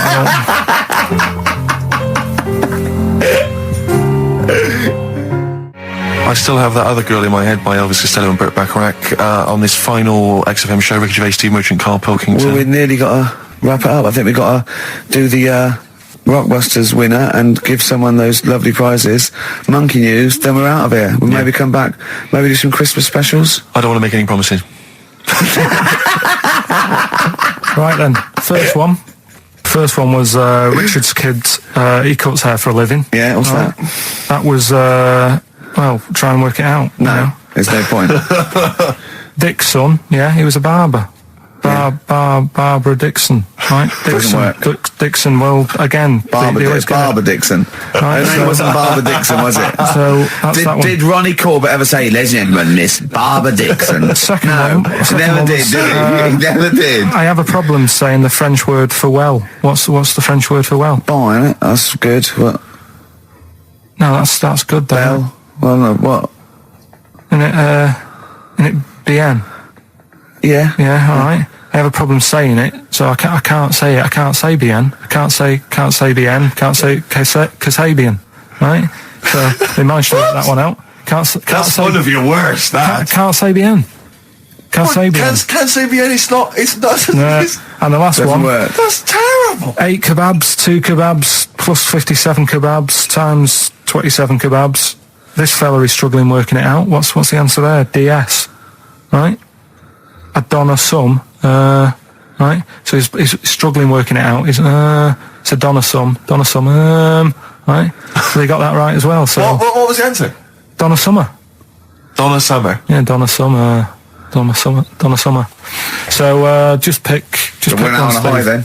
Steve, just pick one. We went out on a high. That was shocking. What about let's have a look. There's Well, it's the first one to get all three. Steve, what's the first one with all three? Well, there's so many here. Yeah, but this is the first one that came through in time-wise. probably that one. No, I don't like Rob because he's been slagging us off. In fact, no, let's give it to Rob. If he's the first. No, to be honest with you, Rob's been slagging us off, but at least he knows. I mean, at least he's got some taste. Yeah. You know. Yeah, well, what if he was the first, then Rob's the winner? Well, give Rob. He gets a Ladder 49 and a bunch of other DVDs. But that means he goes straight into the hat. Putting him in there now. I'm just going to write his name now. I'm going to throw that straight in the hat. I can imagine that no one, even the people who've entered, are that excited. Not because the prizes aren't great, but I'm worried that they don't appreciate it, Rick. Do you know, I get the feeling that our listeners, they just don't appreciate the fact that we've gone to all this trouble. We've got the Homer Simpson drawing and things like that. I just feel like these people don't deserve it. Do you know what it's weird? I just wish we had a better quality of listener. Like, people who listen to Radio 2, they deserve it. You know, they're elderly and infirm, some of them. It would really cheer them up. But our lot, you know, drug addicts. Yeah, let me pick it out. Truck drivers. So I've just put all the names in the hat, all the previous winners from the previous weeks, and Rob as well. Is Pilky gonna put it out? Do you want Pilky or do you want Ricky? Oh well, let's have the shaved monkey do it. All right. Plunge your hand in there. It's just, that's one, isn't it? That's it, just pull that one out, check who it is. Right, it's Gavin Thompson in Edinburgh. Well done, Gav. Are we going to get them up there? That's not his problem. You got to post them. You got to pay. They're amazing prizes. Yeah, but the Spinal Tap one, it's about 5 foot, isn't it? Well, they can post it. It'll cost them a few quid. It's a radio station. I think he should have to come and collect it. No, just because then it'll at least it'll prove that Where's he's he interested. from? Edinburgh. Give it to Bob Geldof. I'll give it to Bob Geldof. He's walking up there. So He can look it. XFM. Chewing breaks. Fishing for a dream. That's what we're fishing for, isn't it? We're fishing for a dream today. What's that mean? Poverty. I don't know. I don't know what I was talking about. It doesn't matter what you're saying, Rick. No one's listening. No one's listening. Well, we've got to finish anyway. Think about the fact that think how small our percentage of listeners is anyway. Anyway, and then you two are on stage at the moment. This is like broadcasting during Christmas dinner. This is the same. It's just on the hospital radio. Yeah. Yeah, exactly. Where everyone's got an iPod for Christmas. Yeah. On the ward. yeah. Well, we've just got. We're going to go through now till 5:30, and I've got to rush off. I'm afraid to Live 8. Don't apologise, mate. When people see the glam that you're bringing to that event, they don't even care about the people introducing it. Comedians going, ladies and gentlemen, just get on with it. No, I agree. No, I've got a good joint here. 2 blokes will get on with it. Bring on Madonna. But we're going to give it to them. Carl, we're going to go through to the end. We've done everything we have to do. Monkey News. The final Monkey News of the year, possibly. It's been a joy. I'd just like to say, on behalf of myself, Steve Merchant, and this little bald mank, it's been a pleasure. Yeah, speak for yourself. Yeah. We should just point out as well, if you miss Rockbusters while we're away. Yeah, right. You can log on to xfm.co.uk/Rockbusters, where you can actually see Karl himself introducing you to an interactive game of Rockbusters. Looks very much like Blockbusters. It does, surprisingly. But yeah, you can join into that. And there's also talking of monkey news. There's a link on the website. I'm trying to think where you go. I think if you go on my little biography bit, someone's done some animation to some old monkey news. Oh, it's brilliant. Great. Right.